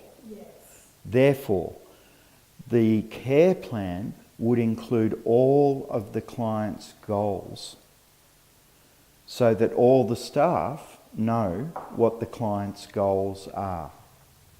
And that way, everyone is working towards achieving the same goals. Does that make sense? Yeah. So that's the kind of thing we're talking about here. Okay, so that you're looking at 2.6 in the learner guide. So make a note of that for yourself so you can come back to it later. And if you need to, you know, I'll have to look at 2.6. Got that? Okay. So, we're now moving to the third element. How many elements are in this one? 4 or 5, I think. 4. Well, you know, not too bad. Okay, we're looking at 3A in the workbook, which is 3.1 in the learner guide.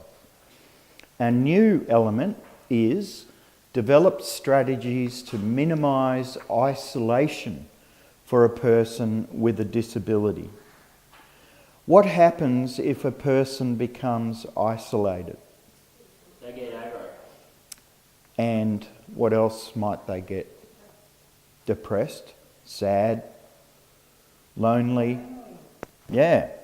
So it's not a good thing for people to be isolated, and it's no different for the people we work with. Identify support requirements and modifications needed for devices, aids, environment, develop strategies to deal with these in conjunction with the person you're working with, their family, carers, and relevant others. So, what are the reasons that people become isolated? Because They're not they interested. Say again? They're not interested. Not possibly. What's another reason? I was going to say because people neglect them. Yep, possibly. What? Access to community. Yeah, they can't get to the community, so there's no access. What's another possible reason? They don't have the money yet. Maybe they're bullied, or maybe they don't know how to talk to people. Maybe they're shy. Could be a million different reasons. So, again, there's a million different reasons, but they're exactly the same as the reasons we might face. Same reasons for the people we work with. The difference is when we're trying to solve those problems, we're doing it collaboratively with all the stakeholders. Okay. So, that means we've realised, okay, there's a problem here that we need to help our client with, and that means we need to identify the support requirements. So, it's quite likely that personalised devices, aids and environmental modifications will be recommended as part of the care plan. However, it will be necessary to provide support to ensure that the individual understands how to use the new systems and make the most of modifications in their home. The need for different types of assistance should be identified during a person-centred needs assessment.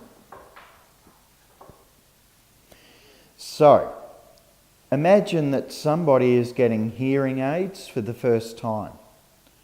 Somebody has to teach them how to use them, how they work. There's no point in getting that equipment if people are not taught how to use it.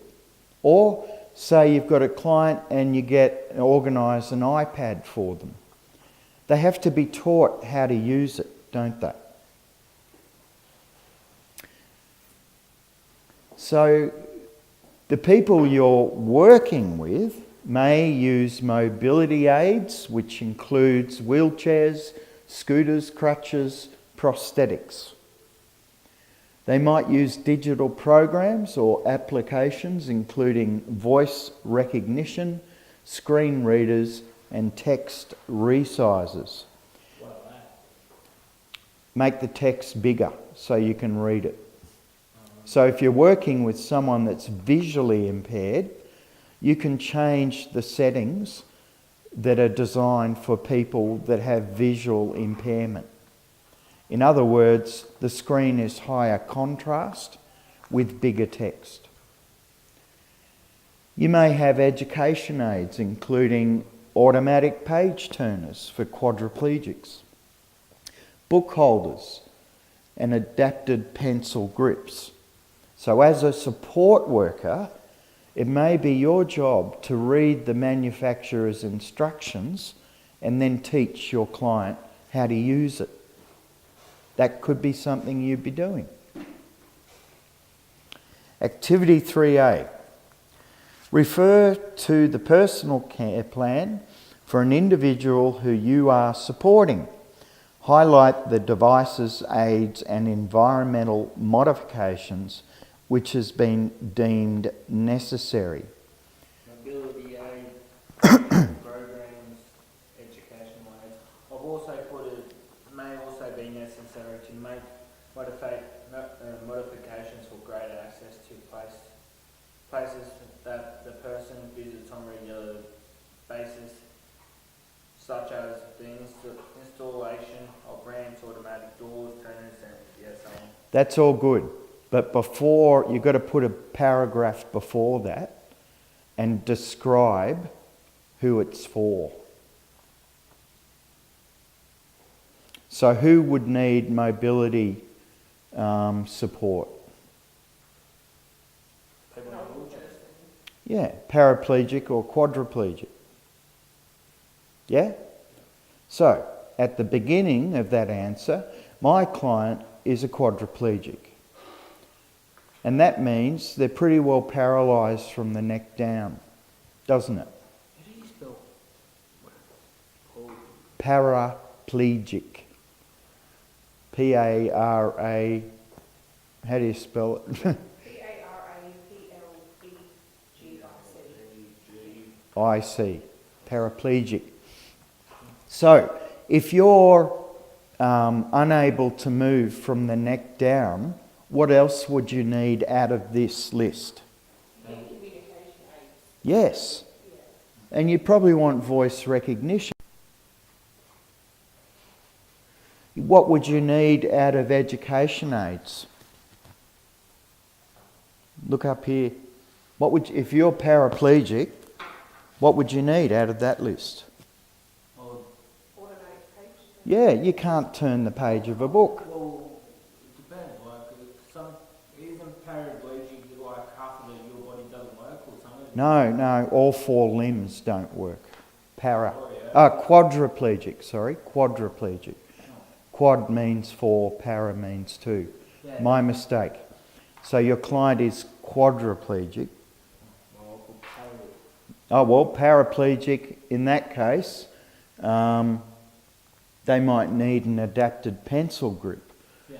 if they've got partial damage to their arms. Well, book holders and page turners and well, that would be pretty handy. I'm pretty lazy with that, but Well, you know. Think of, do you know Stephen Hawking's? isn't that like real intelligent guy that's like That's right. He's got motor neuron disease. So he communicates. Do you know how he communicates? with I know he's got something on his wheelchair, but he's also got this hand device that he talks like a robot. He does fly. No. He has like this computer that basically Reads his eye movement. yeah. He can move his eye and it picks the letter. So he can write what the machine speaks. This is what we're talking about here. That's the sort of equipment that we're talking about. He's apparently worth a lot of money though. Well, yeah, Just saying. he would be, yeah. I don't think anyone's worth that much money, but yeah, they're laying everyone's equal, that's what I'll say. Well, he came up with the theory of black holes, and I think that was pretty good. Anyhow, that was question 3A. So you've got an example of someone which is either quadriplegic, paraplegic. You've described who they are, and then you've said, in this case, we would need these following devices. Oh, so you want us to do Case study. like a proper care plan? No. What I'm asking you to do is write a paragraph describing... Of my client. Yes. Oh, And then you're saying, because my client is paraplegic, or whatever they are, they need wheelchair.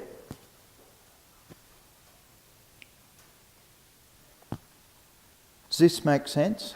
yeah, well, I didn't know what you were asking. You were, Okay, is it clear now, AJ? I thought you wanted like a whole entire diagram of... No. Is it clear now? Yeah, it's clear now. You want a paragraph of who the client is, Yes. what he will need, Yeah, out of this list. and what he will need. Out of this list, which is in 3.1 in the learner guide. Yeah. We- I'll illustrate. Got it? Because I've also put like out the underneath, which I told you, the installation of ramp doors, whatever. Yeah. So your client, because he's paraplegic, that means he's in a wheelchair. That means he'd need a ramp. Yeah. Okay. So that was 3A. We're going to 3B, which is 3.2 in the learner guide. Just smiling at the camera. Hello to the folks at home. And this is identify support or devices required to assist with communication. So, these are the things that can prevent people communicating effectively. Hearing difficulties, visual impairment, speech disorders, cognitive disorders. Types of support. So, you can get speech and language therapy. And these are trained speech and language therapists, and they may carry out assessments and develop communication plans specific to the needs of your client.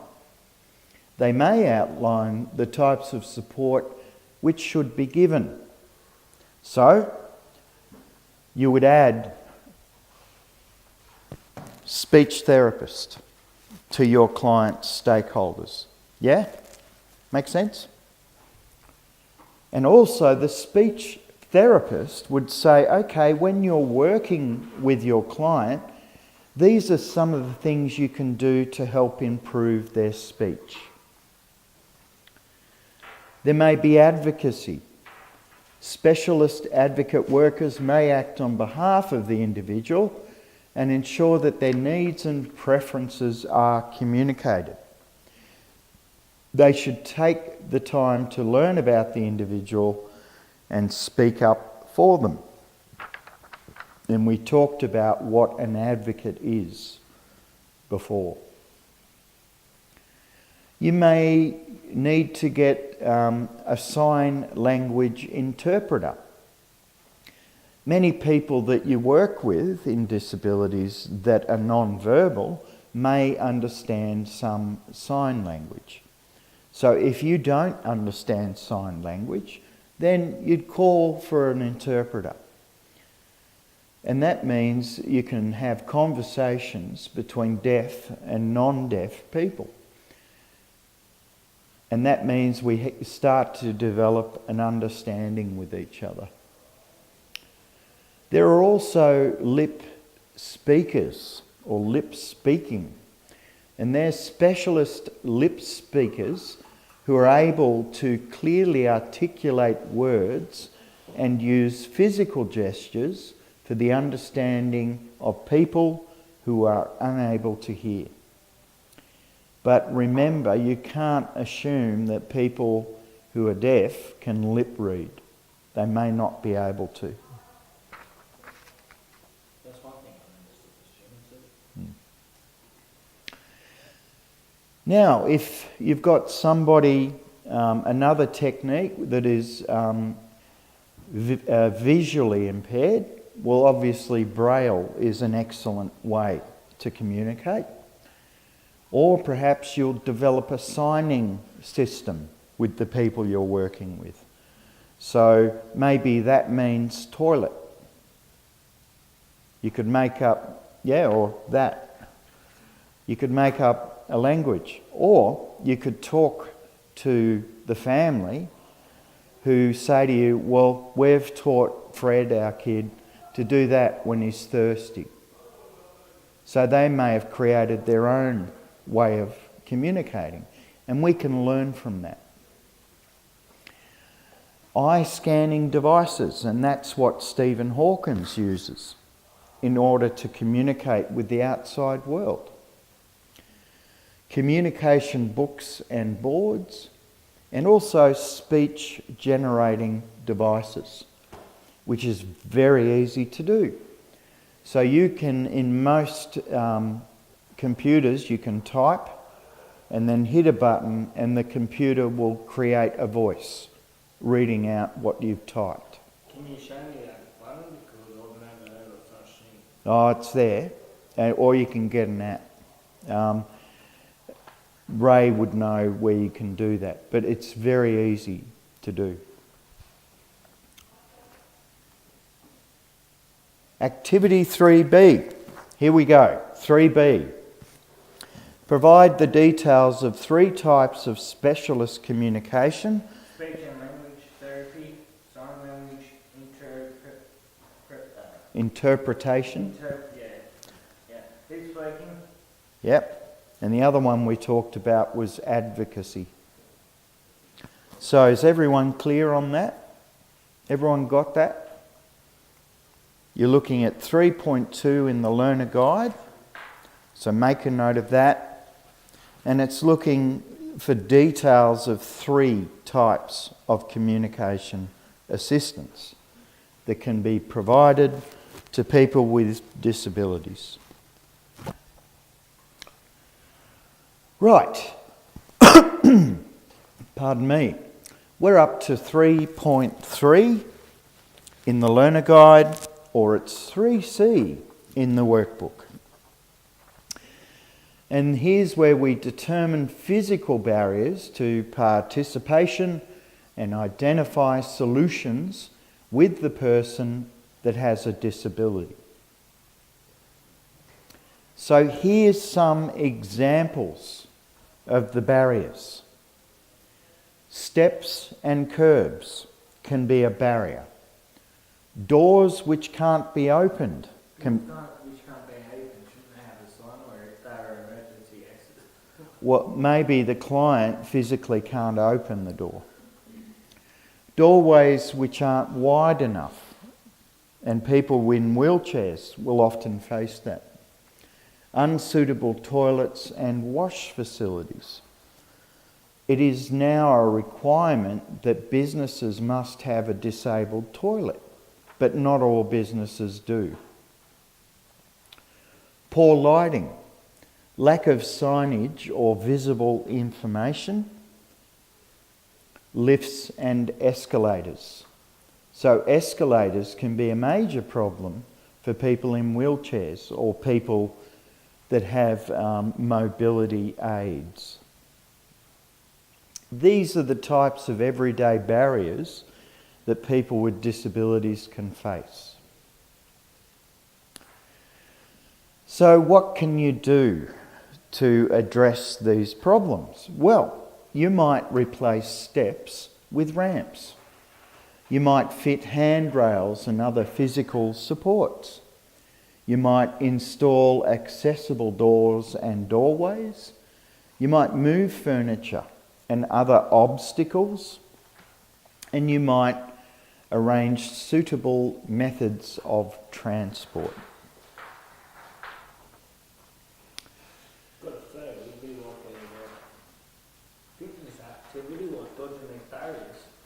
Well, hopefully you can move them. You may consider following options.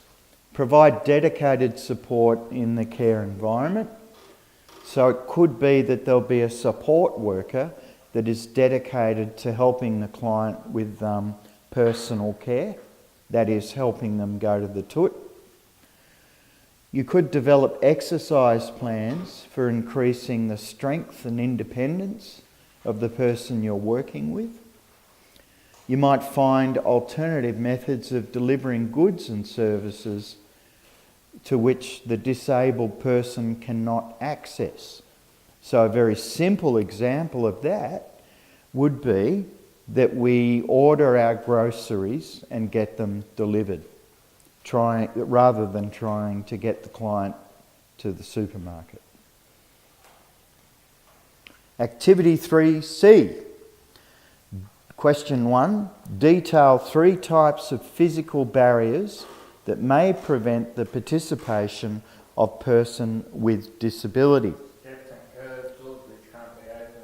That's it. Second question, replacing steps with ramps. That's right. Physical.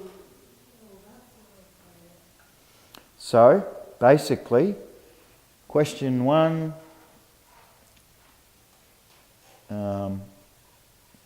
what happened then? I must have been holding the button down. 3, 4.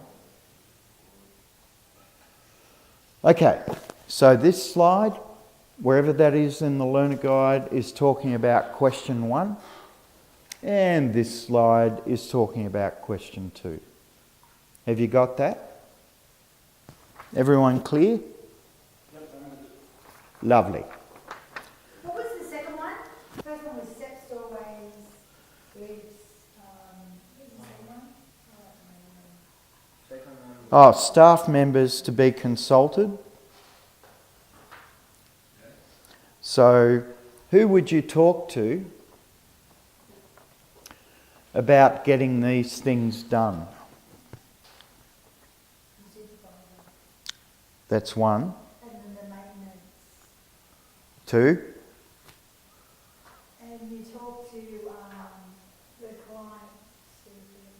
Yes.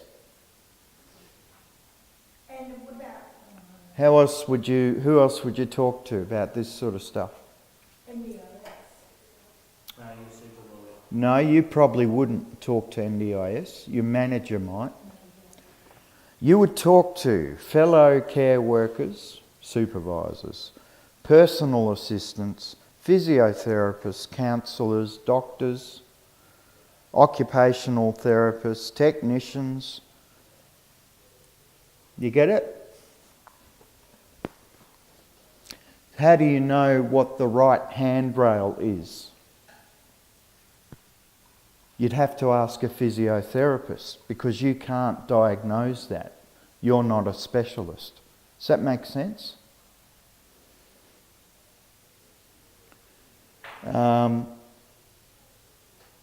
Installing accessible doors and doorways. Where will you get the money to pay the builder? Government? You as a support worker, no. You would go, NDOS? no, you'd probably go to your manager. And then the manager would probably talk to a builder and get a quote. And then the manager would probably also approach the funding body and say, look, our client can't get in the door. We must have the money for that. But you can have like a fundraiser You might. or something.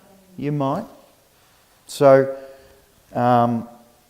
what they're asking you to do is think about who you would talk to if you're on the job to get these things done. So,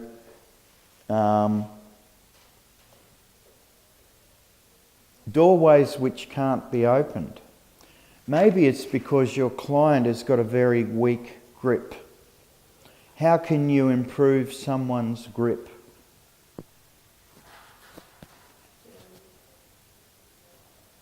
Give them a ball. Exercise. Who would you go to consult with about the right exercise? Yeah. You see what I'm saying? Yeah. So it's asking you to think about where do you go to get the right accredited information to resolve these problems. And that's question 2 of 3D. Is that clear? And so you're looking at, for 3D, you're looking at 3.4 in the learner guide. Just be calm, be calm. What happened at Crash? Oh, no, I don't know what it's doing. It's not letting me say things saying they're opening another box, but there's no box. There's no box. What are we talking about? Very strange. Alrighty. So that's strange. By Decatur Sport, Karen Wright. Right. Oh yeah. So these are the things. Exercise plans, you're going to a dietitian. Not a dietitian, a physio or an accredited health instructor, etc. So that was 3D. We've done 3C? No. No. We haven't done... I'm lost in 2. You've done 3C, you're up to 3D. 3D was Details three possible physical barriers that may prevent the participation of a person with disability. Okay. Yep. Second one was highlight the means of removing Yep. and highlighting, removing and eliminating the impact. Okay. Let me clarify. I'll clarify. 3C, question 1 is that list. Yeah. And question 2 is that list for 3C. Okay, and do you know where that is in the learner guide? 3.3? Yeah, so refer 3.3 or whatever page it is, page 59, and then that's where you get the information for those two questions.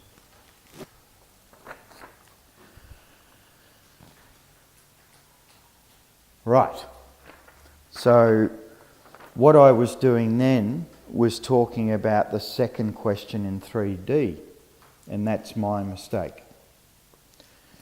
So are we clear about 3C? Are we good with that? With 3D, the first one is arrangement of special diets. Yep. Yep. Before we do that, let me take you through the slides. Oh, I thought you were ready for that because you were... No, I mucked it up. No, Yeah. I'll wait. I blew it. Okay, so are we good with 3C? Are we clear? Do we know what we're doing? Yes. Good. So write down where it is in the learner guide.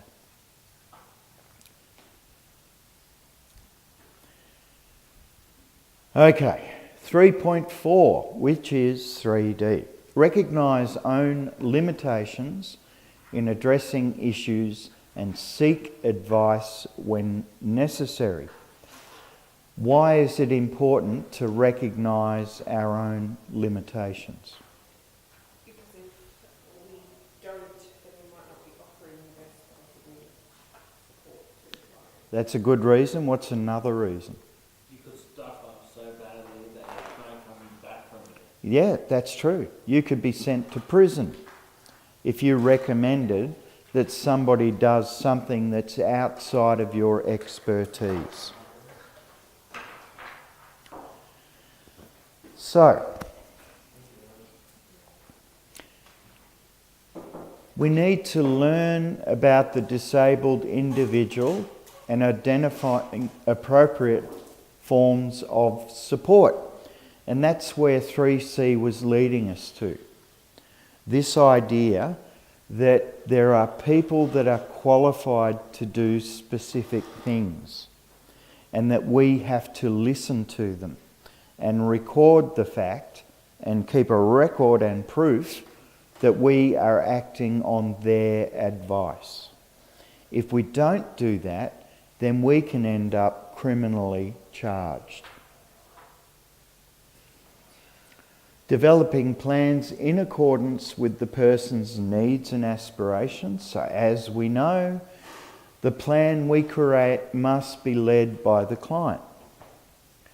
And providing personal care in accordance with what the client actually needs.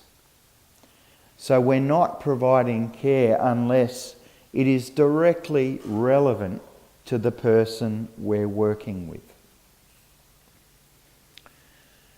So the responsibilities of the care worker: perform general tasks including tidying and preparing food, helping the person with financial management, organising social activities, accompanying disabled person on trips.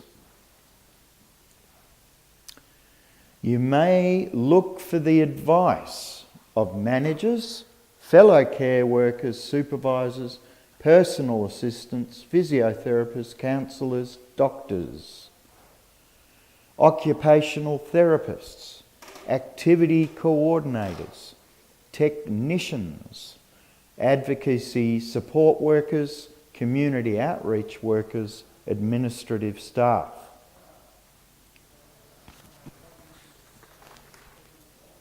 3D. First question. Provide details of 3 different situations in which you would have to seek the advice of others. When would... Special diets. Yeah, and who would you talk to? You would speak to your doctors. Or Or the, Dietitian. correct, That's it. dietitian. What's another example? Medication. Yeah, absolutely. So if a needle is required, you'd have to contact a nurse. development of behaviour management solutions. And who would you consult for that? So care workers and supervisors. And who would the specialist be? Because they're going to a specialist as well. Community administration. It would be possibly a psychiatric nurse, a psychologist, or a psychiatrist.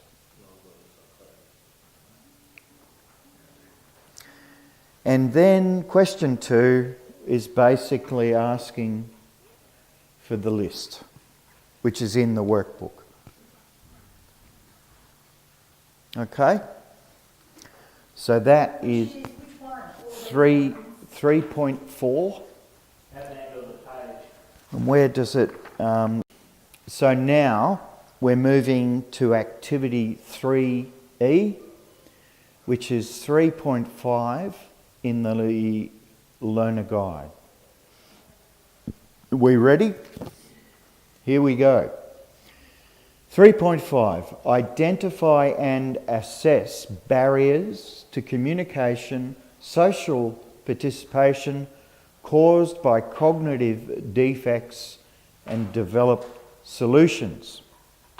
So, you're asking yourself, we've got a goal, my client and I, that the client will become more connected socially, social inclusion. But for some reason it's not happening. So your job is to think about, well, why isn't it happening? And in this case, we're thinking specifically about people with cognitive defects. And another word for cognitive is thinking defects. Okay?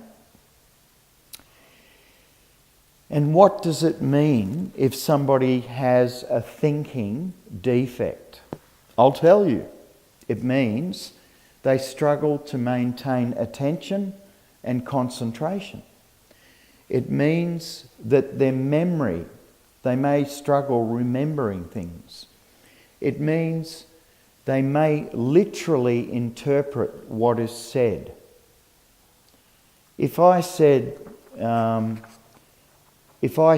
to anyone, would you kill the light? What do you think I mean by that? Turn off the light. But if I literally interpret, would you kill the light, I'd pull my gun out and shoot it. Do you have one on you? No. But do you understand the point I'm making? Because a lot of the people you work with will literally interpret what you say. So you have to be very careful on what you say. You betcha. Reduced reasoning and problem-solving skills.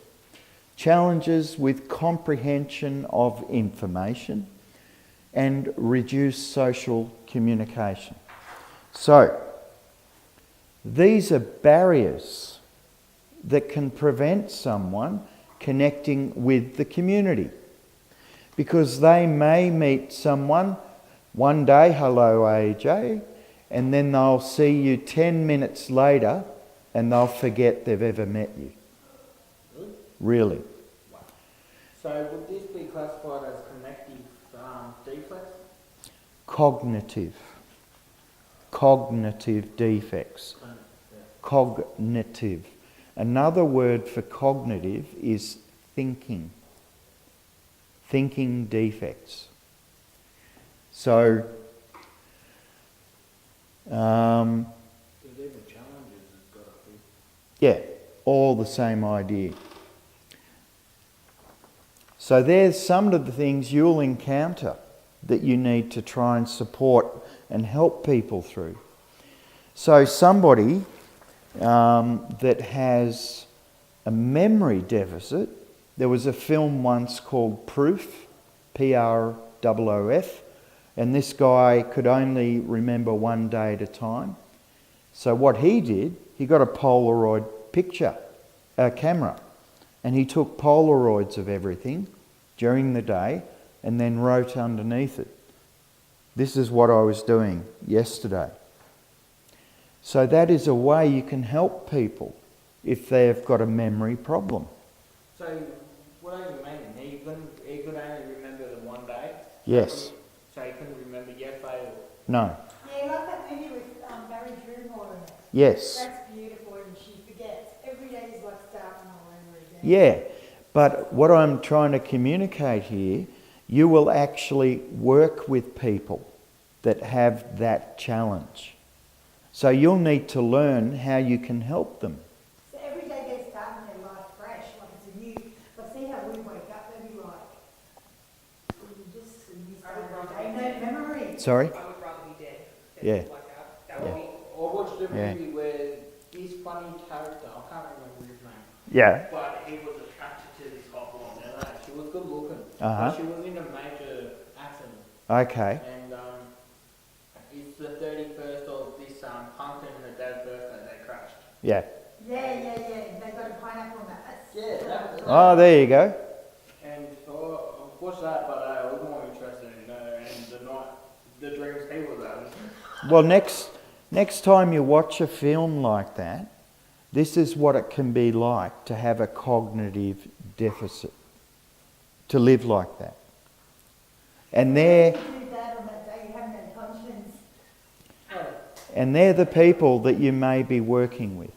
If you're working in aged care and people have dementia, they may be living like that.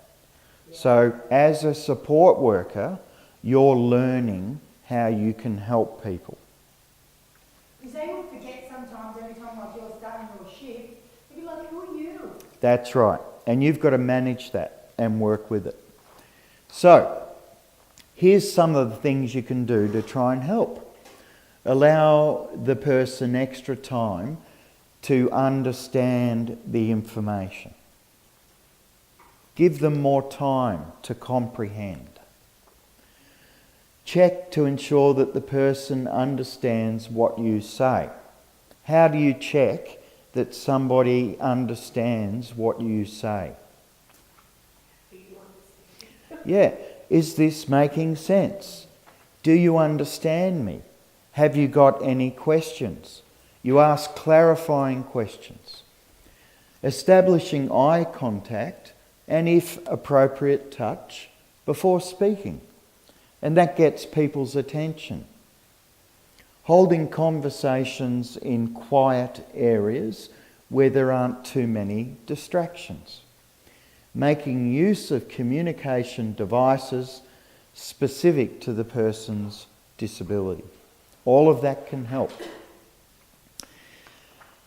You may have other requirements that you identify. You may need to involve care workers and family members who have an understanding of the person you're working with. You need to assess the person's language skills and using appropriate forms of communication, including the use of simple terms and phrases, concrete language to minimise confusion. So that means, look at the table, it is solid, rather than, oh, the table's made up of atoms that vibrate at certain frequencies, so it appears to be solid, but it actually isn't. So by saying the table is solid, I'm communicating in a way that other people can understand. Speaking slowly and at a reasonable pace. That can help people understand. Using visual communication for for enhanced understanding.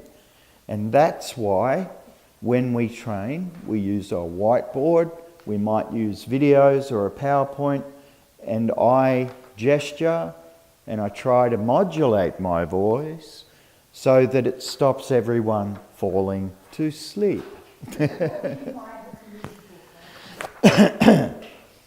So activity 3A, detail 3E, sorry. Detail 4 barriers to communication and social participation. Yeah, so what you're doing is picking 4 of those and explaining why. And that's all in the learner guide. And it's in 3.5 in the learner guide. So write that down somewhere. So you've got reference to go back to that. What is with the bus? Sorry? What is with the bus? The what? The bus. What bus? This bus. It looks pretty like blue. Yeah, well, that's about transport, I suppose. I don't know. Oh, didn't you make that? I didn't make that, no. I thought you did. No.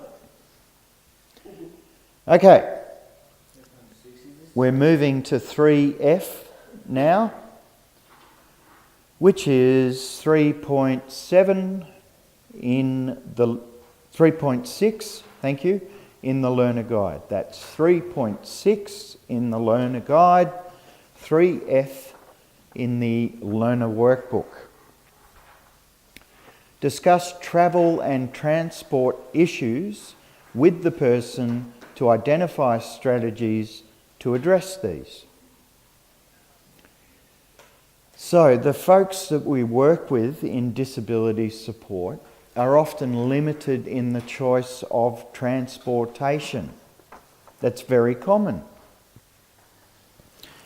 And they face a variety of problems, including difficulty entering and exiting public transport. Some disabled people don't have the physical capability to go up steps or navigate public transport. Other issues include a lack of visual information for people with hearing problems. I don't understand that one. So, if you can't hear but you can read, then you can read a sign and get information. Yeah. That's what it's saying. The complexity of public transport stations and systems. Background noise, which prevents the person hearing auditory information cues. So often my dad was very close to being deaf, and he would say, if I'm in a large room full of people, I have to turn it off because it's just like a massive buzzing of insects. However, if he's just talking with 1 or 2 people in a quiet room, the hearing aids are great. They're very helpful. Difficulty finding space for the storage of mobility aids. So, how many taxis can take care of a wheelchair? A fair few, depending what you're talking about, because there's multiple different types of taxis out there. Yeah? There is, but they can be hard to get. Public transport. They may have a bit of a poor attitude about people with and I've heard of clients wanting to go on the Stockton ferry, and the people that take the money are not helpful at all. We also want to consider arranging transportation via low-floor buses and minivans, acting as a travel buddy and ensuring that the disabled person obtains the right tickets and travel information, establishing transportation network, including friends, family members who the disabled individual can rely on, sharing rides with other members of the local community as a means of reducing travel costs. So these are the things, as a support worker, you can help your client do so they can get around. Activity 3F. Question 1. Identify 3 transport issues to a person specific under your care. A lack of vision information for people with hearing problems. That's right. Yeah, keep going. So before you put that list, if you're talking about a lack of visual information, Addressing these issues, yes, so arranging transport their way. but who would you need that for? Who's the client that would need? Oh, so you want another client in the matter? Yeah, just one sentence. My client is blind and they need support because of these following issues. And then question 2, whatever challenges you list, then you say, well, these are the things we can do to address those. And all of this is in the learner guide under 2.6, is it?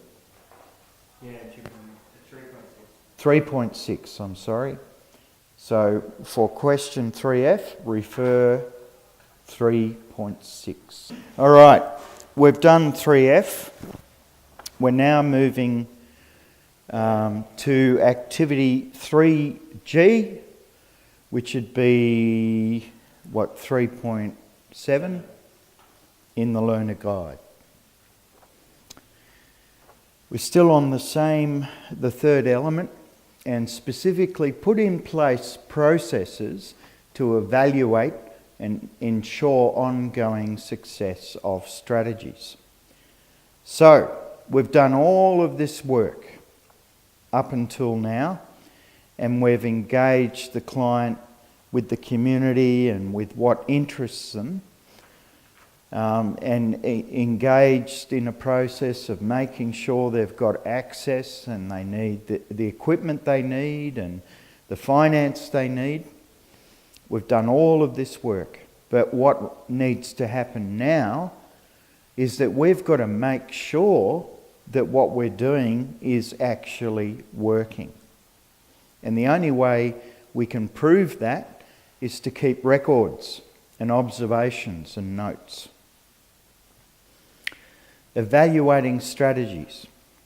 It's necessary to carry out a process of evaluation in order to find out whether your chosen strategies have had the intended impact. So, in a group home, every week you may review each client's progress. You may have a special meeting with the client and staff member to say, is what we've organised working or not? And then on top of that, there are regular care plan reviews with the disabled individual. The regularity of these reviews should be dependent on the complexity of the person's needs. In other words, the more complex the client's needs, the more reviews you should have. New strategies should be identified and implemented in accordance with disabled persons' needs. Another way of putting that is all strategies should be person-centred. You should consider these criteria during the review. So we've said, okay, we're going to do reviews. How do we actually do that? Well, we consider the progress towards goals identified in the care plan. We consider changes in the physical or mental health of the person we're working with. We consider the effectiveness of measures that are already being taken and the need to implement changes in line with the person's needs and preferences.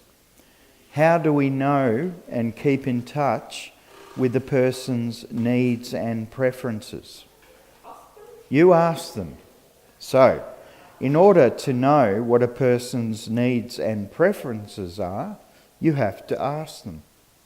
So, my point is this: sometimes we get too complicated in our thinking. If we want to know what a person's needs and preferences are, we ask them and we record it.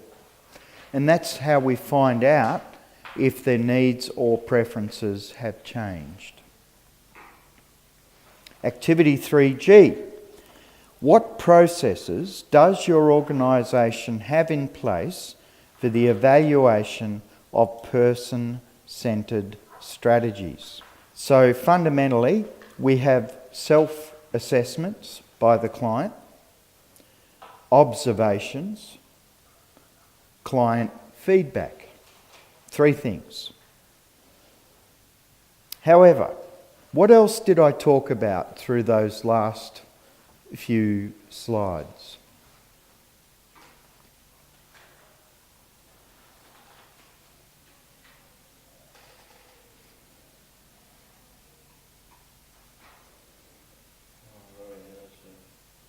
I was thinking you were more asking, consider the SMART as in specific, measurable, achievable, relevant, time.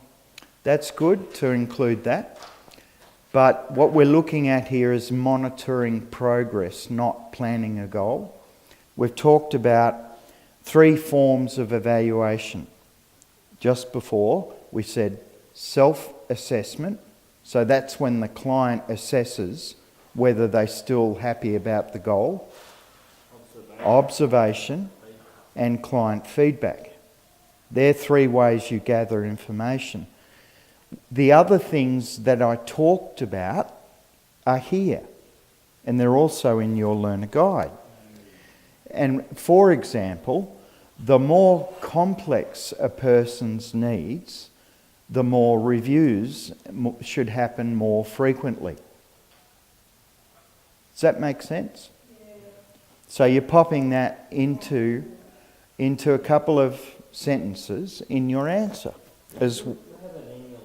So additional information you should put with this answer includes these points. Are you hearing me, folks? Yeah. Are you with me, Lena? You in the moment? No, be in the moment. So you're listing those 3 things, but you're also mentioning these. Paragraph before or after. And we are now going to move on to 4A, which is 4.1 in the learner guide. So, 4.1 is in the learner guide and 4A is in the workbook. And we're talking about, and this is a new element, determine risks associated with supporting community participation and inclusion. So, do you remember earlier we were talking about some of the barriers to social inclusion? What were some of the barriers? We also talked about steps and curbs. So that's a trip risk, isn't it? So, they're talking about, with this section, what are the risks involved in helping someone become engaged in the community. And if we're talking risk, we're talking work health and safety, aren't we? And we're talking about risk management. And we're also going to discuss elements of risk with a person and appropriate others. So if we identify a risk, we have to manage that reality and talk to other people about how we're going to manage that risk. So, location of risk assessments. You should consider the various risks in place that disabled person access on a regular basis. You might conduct an inspection of the place and ask the individual about any concerns they have. The risks may include exposed electrical items, the potential of falling out of bed, and obstacles to emergency exits. They're just examples of risks. What do you imagine would be some of the risks for people in wheelchairs if you took them for a trip to Bar Beach? Stuck in the sand. They might get stuck in the sand. We've got tow rope. Might get sunburned. They might get, there you go, that's a good risk. Then there's also, what about the risk of traffic in the car park? They might drown. They might drown, it's another risk. So each of those things you do a risk assessment for. And then you would figure out a way to manage that risk, because you still want your clients to go to the beach. Can you get like What if they just ran wild? Say that again? What if they just ran wild and took off? No, we don't let that happen. Can you get wheels for wheelchairs that are like 4x4 wheels for? Yeah, balloon wheels. Yeah. Absolutely, you're 100% correct. I don't use wheelchairs. That's what Well, as a support worker, you might need to find out where you can get them. So, it's necessary to account for risks associated with any activities that the disabled person engages in. There may be a chance of burning or scalding if the person takes responsibility for preparing their own meals. The individual may also be at some physical risk when participating in sports or other activities.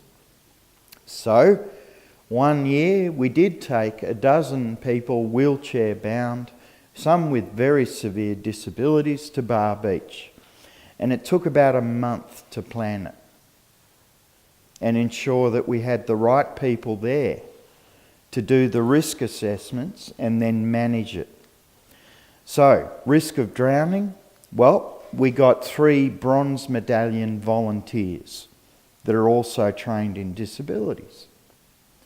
Getting over the sand in the wheelchairs, we found out that Newcastle City Council rents out disabled wheelchairs that have balloon wheels that can go over the sand. The safety in the car park and curbs and that sort of thing. We inspected the site. We did risk assessments and we created plans to manage it. So this is what we're talking about here. If you're teaching someone to make their own meals and there is a risk that they could get burnt, you have to do a risk assessment and manage that and minimise the risk. And you have to have evidence that you've done that. Is this making sense?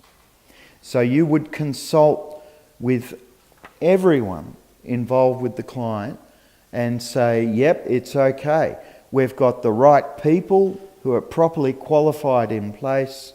We've done risk assessments and we believe that it'll be safe and okay for the client to engage in this activity. So the elements of risk may be addressed.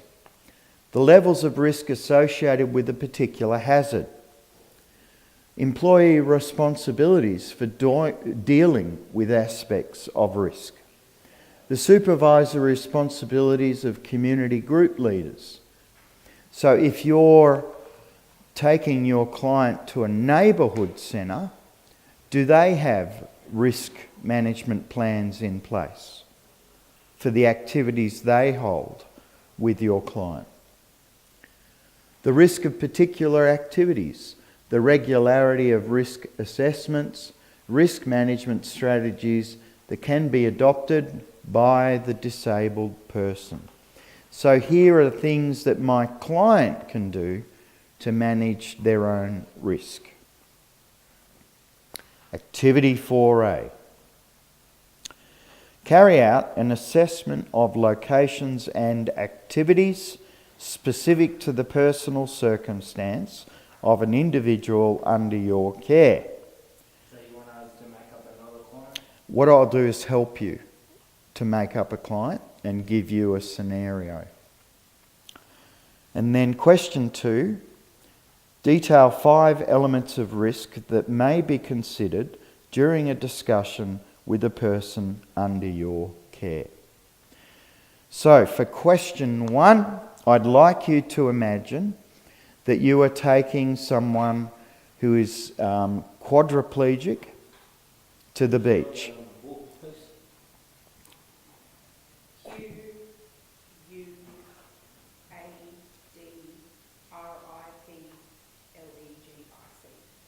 Quadriplegic. So, quad means 4. 4 wheels. No, That's what always. it means 4. And so, a quadriplegic is without the use of their 4 limbs.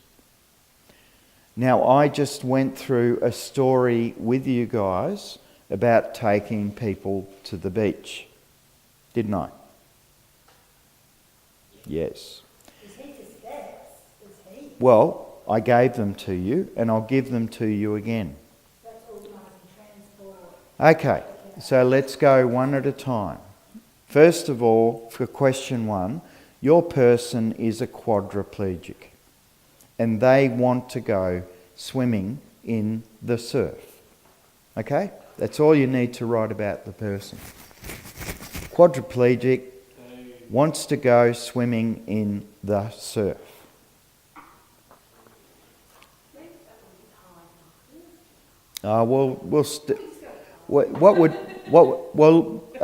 We make, no. Okay, so quadriplegic wants to go surfing. So what is the first thing you need to do? You have to The various risks. transport. Do a risk assessment. No. Before you do Oh, it, you have to ask the client. Would they want to get in? no, he's already told you he wants to. Consider the various risks in place that the disability person accesses on a regular basis. No, that's not what we're talking about here. We do a risk assessment. Where do we do the risk assessment? We do that like at home before we go. No. The client's still at home. You're the support worker. You go to the beach and you do a risk assessment of the place that you want to go to.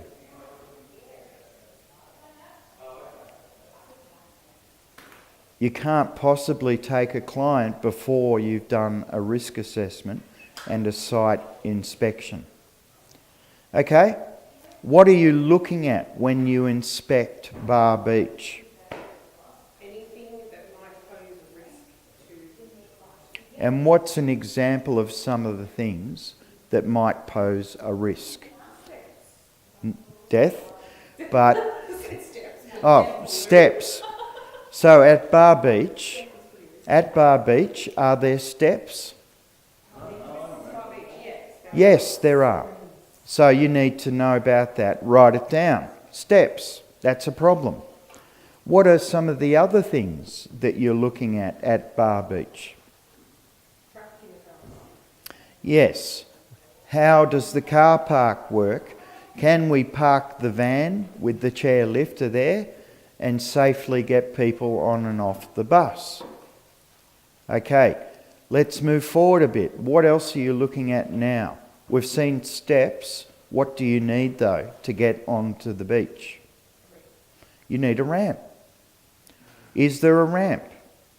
Yes, there is. Hooray! Is the ramp safe? We'll say it is. It's not too steep. It should be okay. Can you put this in the risk assessment? So what are you asking? A whole entire risk assessment page? I'm asking you to answer question 1. And what does question 1 say? Carry out an assessment of locations and activities specific to the personal circumstances of an individual under your care. Provide detail of the risks that are identified. Okay, so what have we just done? Steps. Do a risk assessment. That's a dot point. Steps.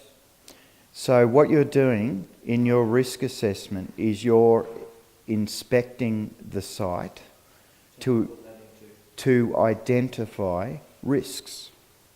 Yeah? Doing risk assessment steps. Identify the risk. So what's a risk for someone in a wheelchair? Hazards, ropes, cords, hoses.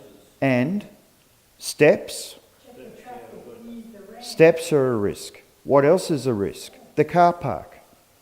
Because they've got to get on and off a bus with the chair lifter. Okay? So whatever I have in here is relevant and Then you need to, you've got a ramp so you can get onto the beach, but you know that the wheelchair they've got will not work on sand. Therefore, what do you need? A different wheelchair with balloon wheels. So you make a note of that. Then you know that your client wants to get in the water. And what do you need to ensure safety for someone in the water? Someone who is qualified to help them if they start to drown. And that person would be Bronze medallion. a bronze medallion certified lifesaver. And because it's with someone with a disability, they need to be trained in disability support as well. Okay, so we've made a list of maybe 4 or 5 things. So that's what you did. You made observations and identified risk. And that is answering question 1. Does this make sense? I think we've answered the first question. The second question, you've identified these things. So you're going back to your client and you've said, okay, Johnny, you've said you want to go for a swim at Bar Beach and you really want to do that. We've done an inspection and we think we can do it. We think we can minimise the risk. We've done our risk assessments. It's all looking good, which is great. Are you excited, Johnny? Yes, I am. So now you need to think about what are 5 things that I need to talk to Johnny about.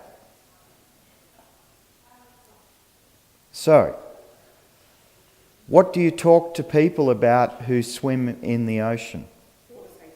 Water safety.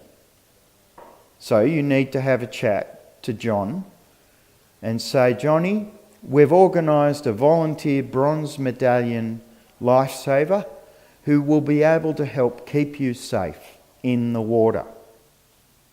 And you might talk about the dangers of riptides or, you know, the possibility of stingrays or whatever.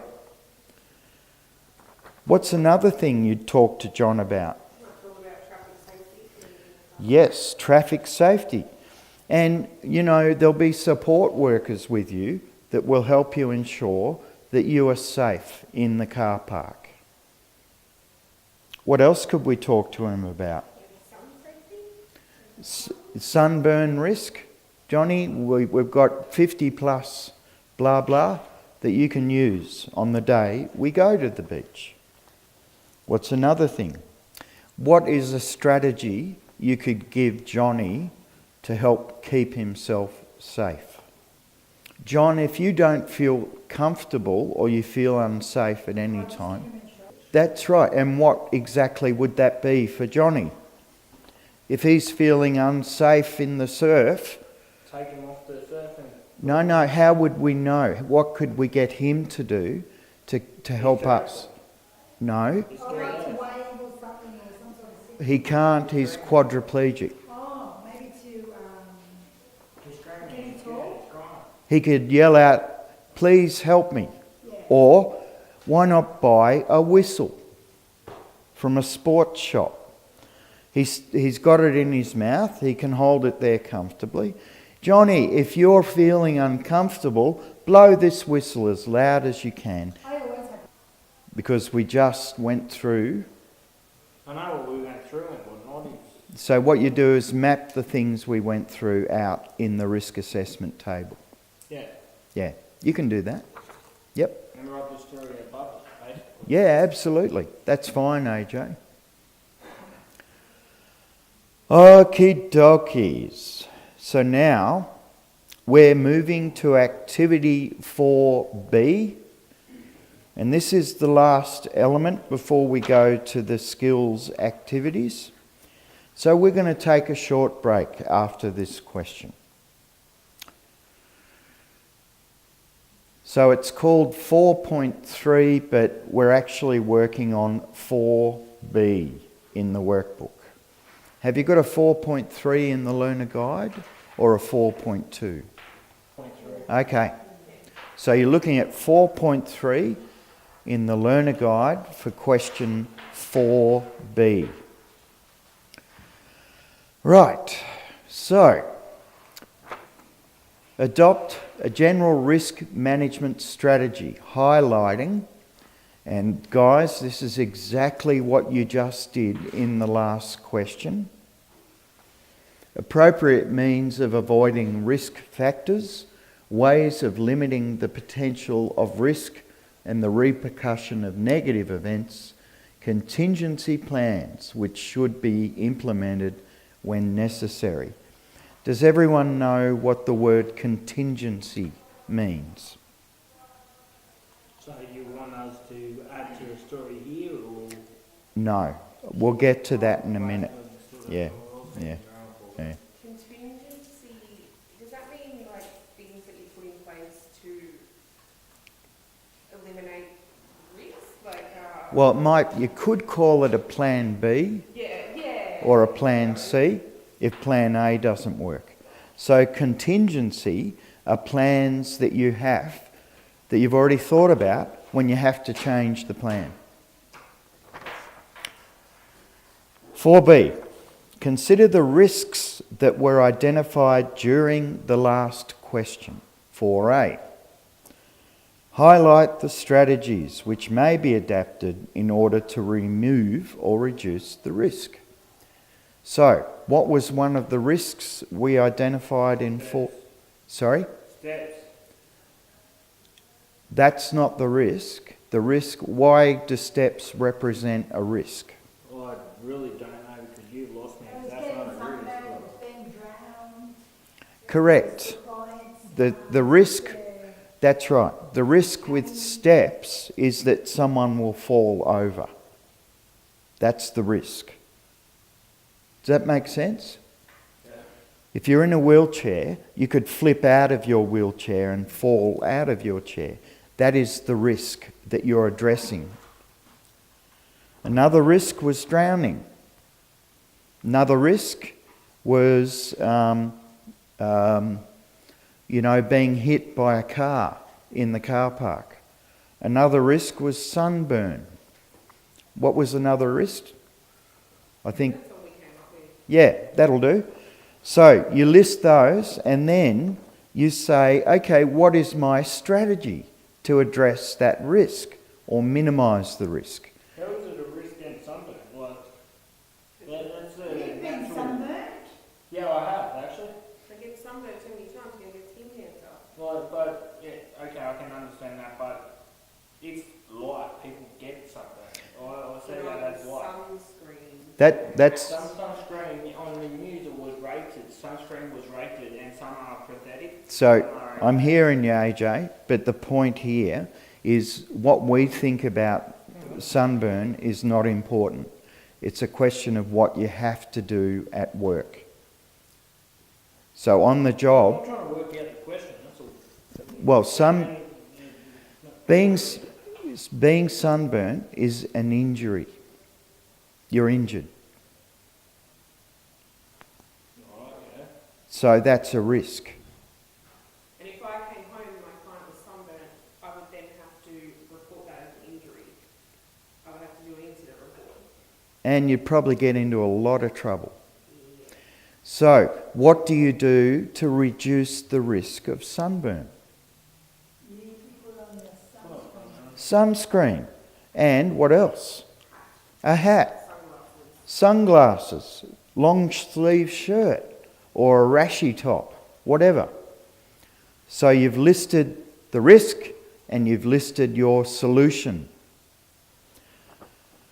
What was another risk we had? Being in a motor car accident in the car park. Well, how are we reducing that risk? We've got support workers there. Sorry? Being in a car.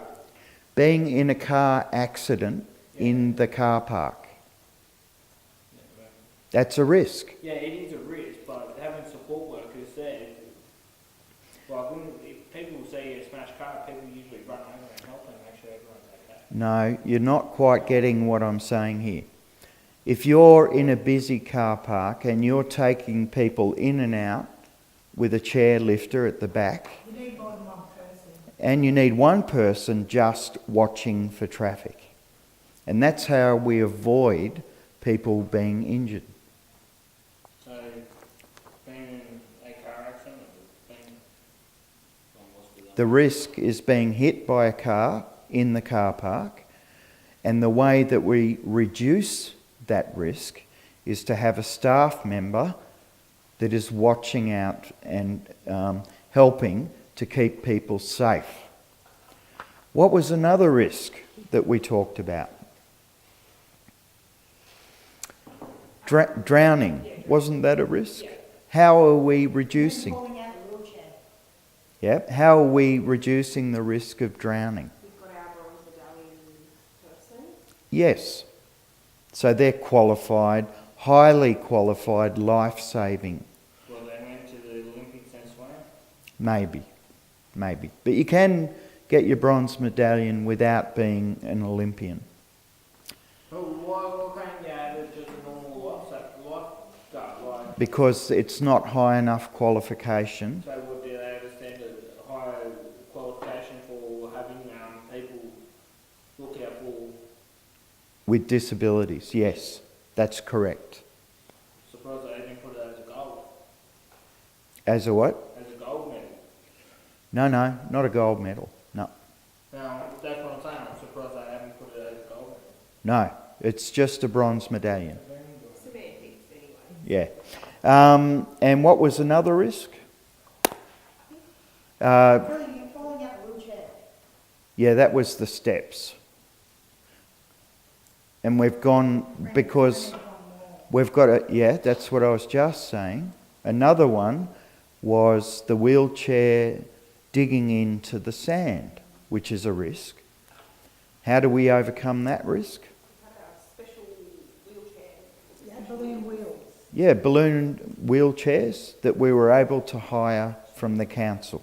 And that reduced the risk of people being trapped on the hot sand. Support workers, that's a problem solved. Yeah.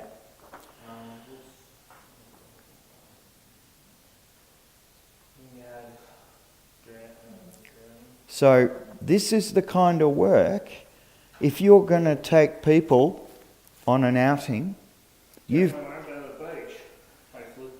you're going to do outings with people so they have a good quality of life, that they're enjoying their life, then as a support worker, you've got to make sure that either you or someone else has been through all of this. Because if you take them and it hasn't been planned properly, you're in deep, deep, deep trouble. Deep trouble.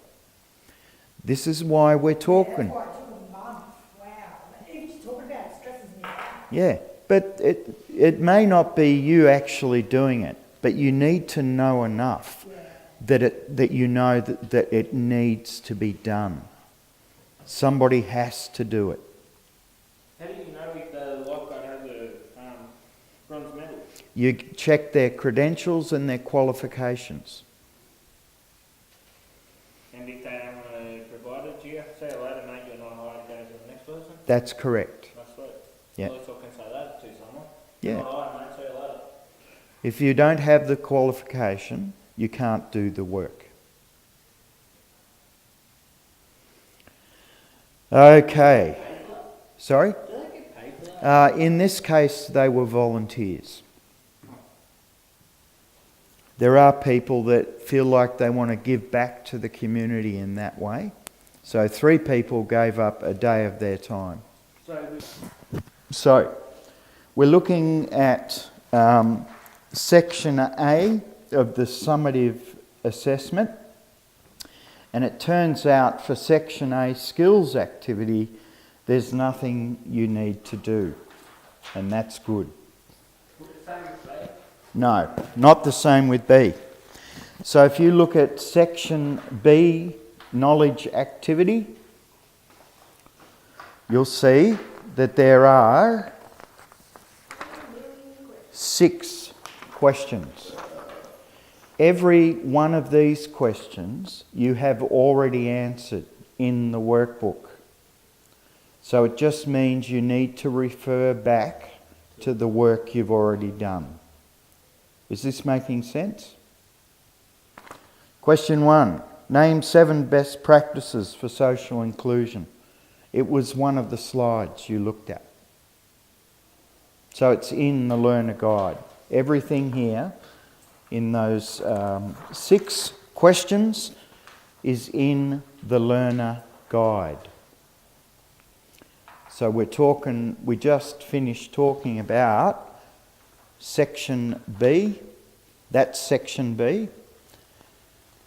And you have 6 questions. If you go to the next page, there should be another, there they are.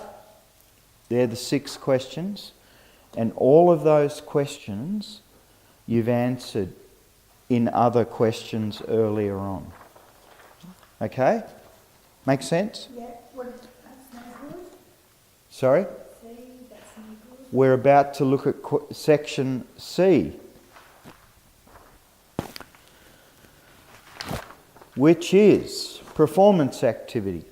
So it's saying assist 3 clients to develop and implement their community engagement within the individualised plan.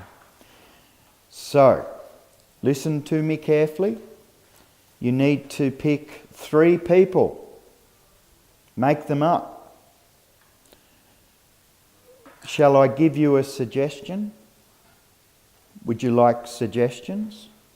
Yes.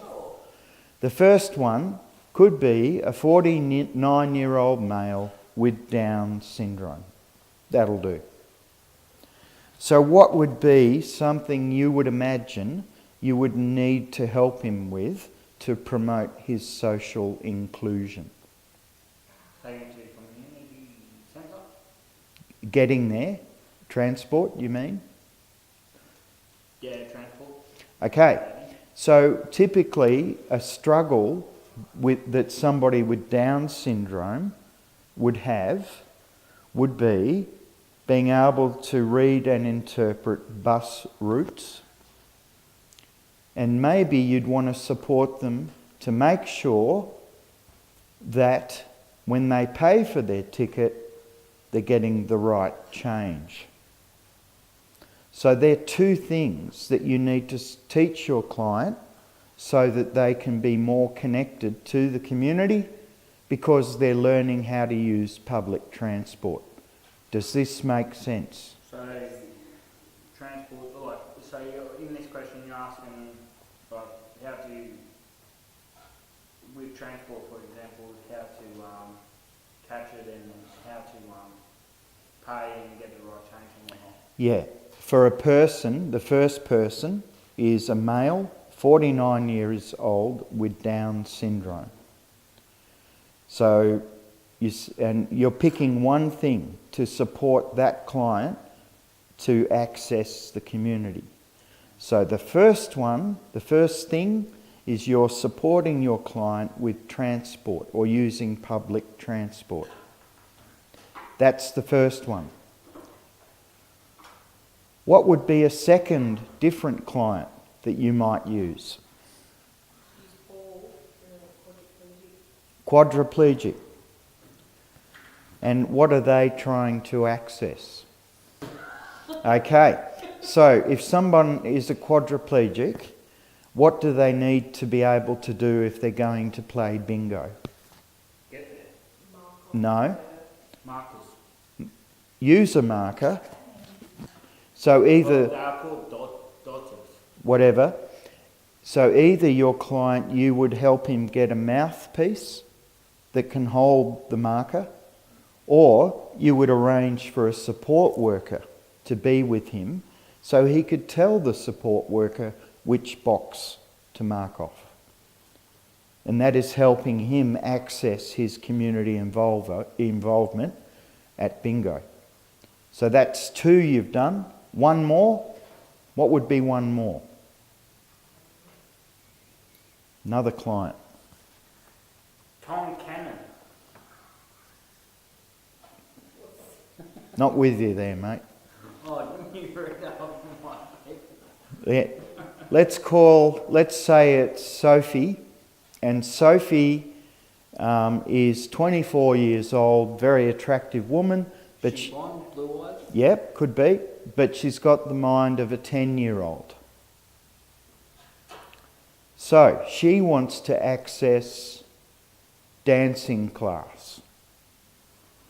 So what would we need to do to ensure that she's safe? Possibly A support worker would go with her to dancing class. And what is the risk? If you're a 24-year-old woman with a great body and physique, but you have the mind of a 10-year-old, what is the risk that you're managing? Well, predators. Sexual predators. Yeah, could be. So, I've just given you 3 examples that you can use to answer section C. So where does sexual predators come into this? Well, if you're going to a dance class, it's usually 7 o'clock at night. In winter, it's very dark. And you're in a community setting. So there could be people around that represent danger. Like the guy that is sitting out the back. And so you... But what the point... You understand the point I'm making? So, Yeah. so within saying that one time there could be Well, there's a risk that predators could try to take advantage of my client Sophie. Because Sophie looks very attractive and appears to be entirely normal, but in reality, her understanding of life is that of a 10-year-old girl. Okay, folks, that's it. I wish you all a wonderful time, and no doubt we'll see you soon.